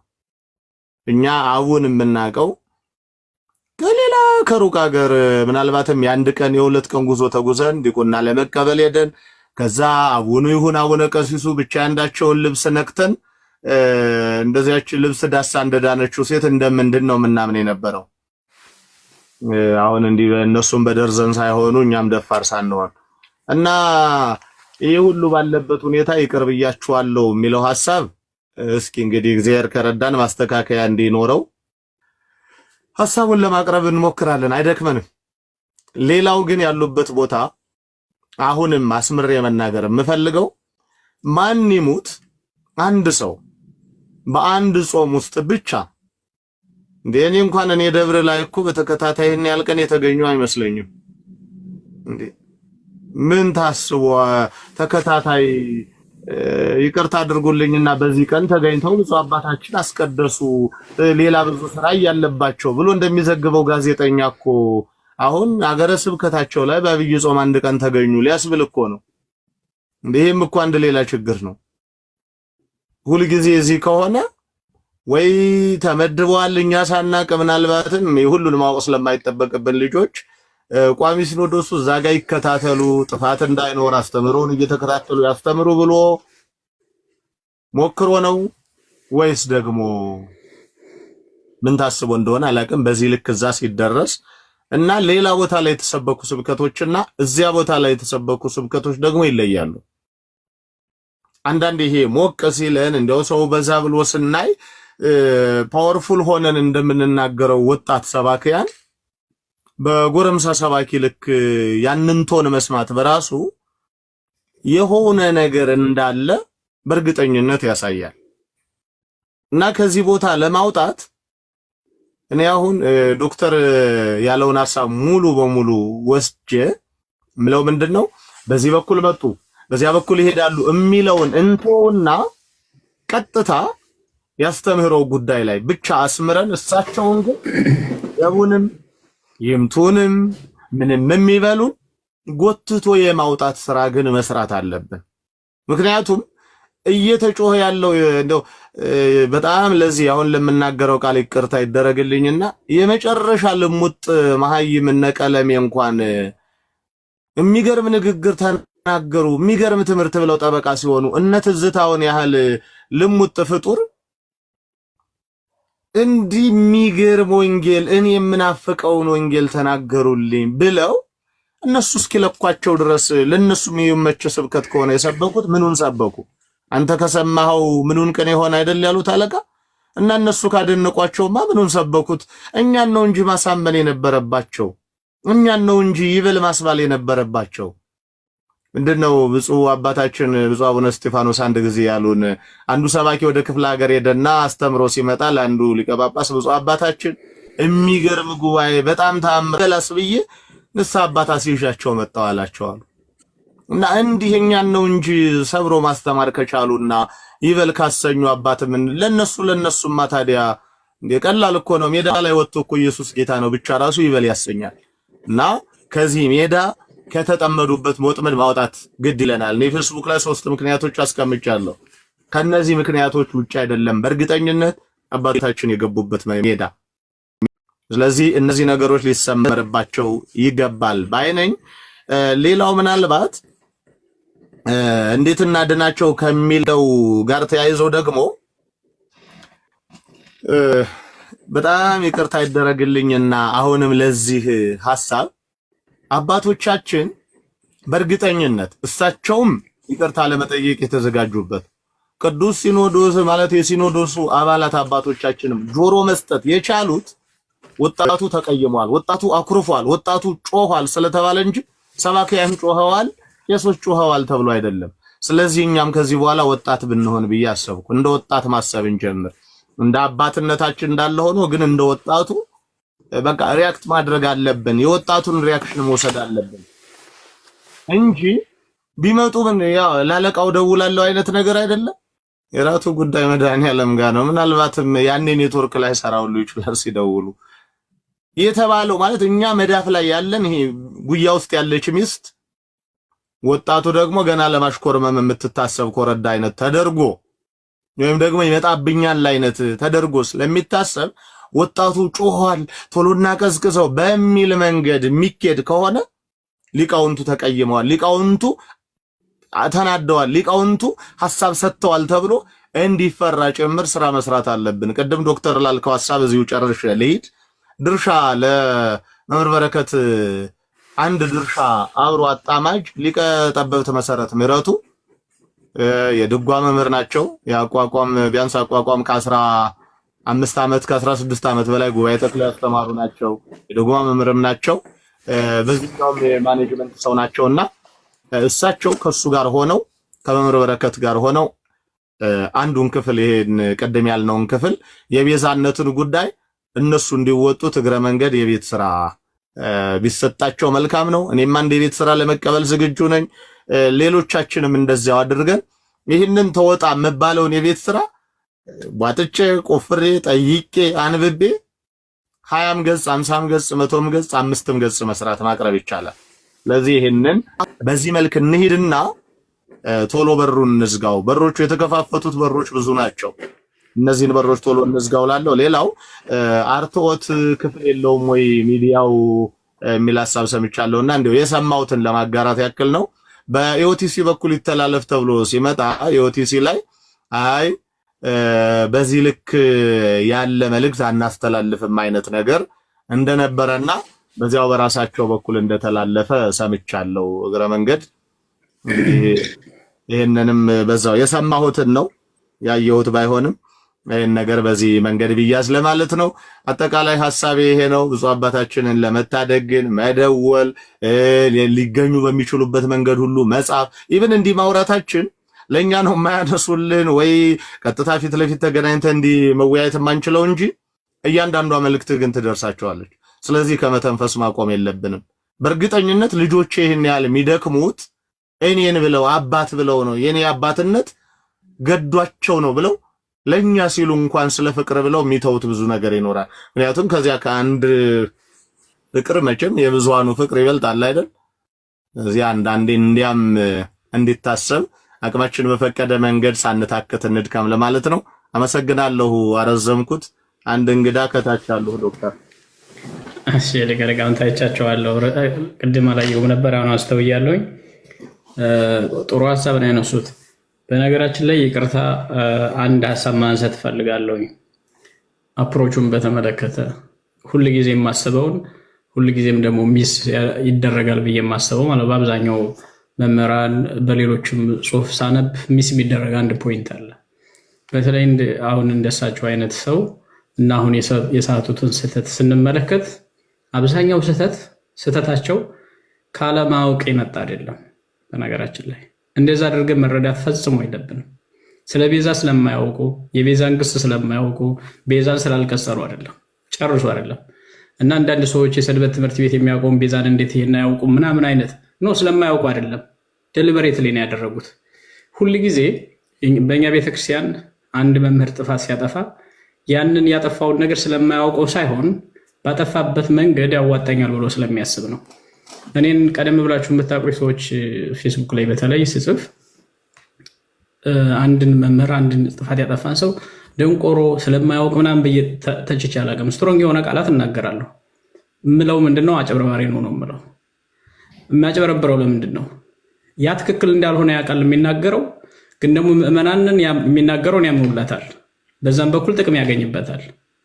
አንዳንድ ሰዎች ለምሳሌ ስለ ምትሃት ስለምናም እያወሩ መድረክ ላይ ጊዜ የሚያጠፉ ሰዎች አሉ። ስለ 666 ስለ አውሬው ምናምን የሚሰጡት ትምህርት ከወንጌል ጋር ብዙ ግንኙነት እንደሌለው፣ ብዙ ጥቅም የሌለው፣ በጣም ሪሌቫንት የሆነ እንደሆነ ያውቃሉ። ግን ደግሞ ያንን ማውራት ብዙ ምዕመናን እንደሚያመጣላቸው፣ ለእነሱም የገቢ ምንጭ እንደሚሆናቸው ያውቃሉ። ያን ደሊበሬትሊ ነው የሚያደርጉት እንጂ ስለማያውቁ አይደለም። ያንን በደንብ ጠንቅቀው ስለሚያውቁ ስማርት ስለሆኑ ነው። ኢንተርምስ ኦፍ ቢዝነስ ማለት ነው። ራሳቸውን ቢዝነስ ያውቁታል። አጀንዳውን ምን አይነት ፖይንት ለምዕመናን ሴል ማድረግ እንዳለባቸው ያውቁታል። ሴሊንግ ፖይንቱን ያውቁታል። እና አባታችንን በተመለከተ ለምሳሌ ያጠፏቸውን እነዚህን እኮ ሁሉ ስህተቶች 51 ደቂቃ ውስጥ ከ10 በላይ የሚሆኑ ስህተቶችን እኮ ያስገቡት እኮ በጣም ስማርት ስለሆኑ ነው። ስማርት የሆኑት ለምንድን ነው? የፈለጉትን ነገር አችን ማድረግ ችለዋል። በስብከት ውስጥ አጅሞን ሙለው ይሄ በጣም ትልቅ ጥበብ የሚፈልግ ነው። በነገራችን ላይ በጉባኤ ቤት ስላለፈ በዘመናዊ ትምህርት ስለተማረ አንድ ሰው ይህን ያደርገዋል ማለት አይደለም። ይሄ ትልቅ ጥበብ ይፈልጋል። ግን ጥበቡ ለክፋት ነው የዋለው ነው። ጥበቡ ለማሳሳት ነው የዋለው። ስለዚህ እሳቸው በአጠቃላይ የተሳሳቷቸው ከዘወረደ ጀምረው እኔ ብያለሁኝ። መመሪያ ያሬድ ደግሞ ቀደም ብለው ምን ሊሆን ስለሚችል መጠናት አለበት የሚል ሀሳብም አንስቷልና እነዚህ ነገሮች ስመለከት እኔ ፓተርን እሰራለሁ። ዩዥዋሊ ለርኒንግ የሚባል ቲዮሪ ነው የማጠናው። ለርኒንግ አልጎሪዝም ዴቨሎፕ ምናምን ማድረግ ላይ ነው የምሰራው እና በጀስት ዴታ ድሪቭን የሆነ ዲሲሽን ለመስጠት እንዲቻለን ሰውየው ሲያስተምሩት የነበረውን ቀደም ብሎ ኮኔክት እናደርጋቸው፣ ዶቶችን እናገናኛቸው። ደሊበሬትሊ እንደሚያደርጉት ምንም ጥርጥር የለው። የዳይጸ ልሳን የመድረክ ሞቅታ ምናምን አይደለም። ለመናገር የመድረክ ሞቅ ሲለው ምናምን ልንል እንችላለን። ኖ አይደለም። አስበውበት አጋጣሚውን ተጠቅመው በጣም አትራፊ በሆነ ወይ ለነሱ ስትራቴጂ ለነሱ እቅድ በሆነ መንገድ ነው ያደረጉት። እሳቸው ተሳስቼ ነው ስለማላውቅ ነው ብለው ሊያመልጡ ይችላሉ። ምክንያቱም እኛ እንደዛ እያልንላቸው ስለሆነ ነው። አይደለም። በፐርፐዝ በዓላማ የተሰራ ነው። ይህንን በደንብ ማስመር አለብን እና አድሬስ ስናደርግም እሳቸውን አይደለም የምናስተምረው። ባይዘ ወይ ስለ ቤዛ ስለመቤታችን ስለሳቷቸው ትምህርት የምናስተምረው ያሳሳቷቸውን ሰዎች እና ያንን አስታከው የእኛን ምዕመናን የማያውቀውን ለመውሰድ የሚጥሩትን ለእነሱ ነው መልስ የምንጽፈው። መልስ ከጻፍንም መጽሐፍ ከጻፍንም አድሬስ የምናደርገው ለተደራሲያ ነው እንጂ ለአንድ ሰው አይደለም። እሳቸውን በማዳን ረገድ እሳቸው ሊያድናቸው የሚችለው ወደ ቃል መመለስ ብቻ ነው እንጂ አዲስ ትምህርት አዲስ መገለጥ በመጽሐፍ በማስተማር ልንመልሳቸው አንችልም። እሳቸው በትምህርት አይመለሱ። ወደ ልቡና በመመለስ በንስሐ ብቻ ነው ሊመለሱ የሚችሉት። ምክንያቱም የእውቀት ማነስ አይደለም ችግራቸው። እውቀታቸውን አቢዩዝ ነው ያደረጉት፣ ወይም ደግሞ እውቀታቸውን ኢግኖር አድርገውት ሌላ መገለጥ ያሉት ወይም ደግሞ ሌላ ኦብጀክቲቭ እያዋሉ ስለሆነ እና ያንን ትኩረት እንድናደርግ ነው። ምክንያቱም ከእሳቸው አለማወቅ ጋር የሚገናኝ ምንም ነገር የለውም። ይሄ አሁን የገጠመን የእሳቸው አለማወቅ ችግር ሳይሆን እሳቸው ያወቁትን ነገር ያውቃሉ፣ ግን የመረጡት መንገድ ስህተት መሆኑን ነው። እሱን ለማድረግ ነው መጽሐፉን በጽሁፍ አድሬስ በተባለው ቴማቲክ በተባለው ኤሪያዎች ላይ በረከትና አንዳንድ ሰዎች ጋር እንነጋገርና በረከትም የሚመርጠውን እንትንላለን። እኔ ለምሳሌ በነገረ ማርያም ዙሪያ ነገም የተወሰነ መነሻ ነገር ስለማቀርብ ይህንን ሪካፒቹሌሽን ቲዎሪውን ጨምሮ ይህም ምልሰቱን የእመቤታችንና የሔዋን ንጽጽርን ቀዳማይ አዳም ዳግማይ አዳም ቀዳሜት ሔዋን ዳግሚት ሔዋን የሚለውን ከነገረ ድነት ጋር አያይዞ በደንብ አድርጎ ለመስራት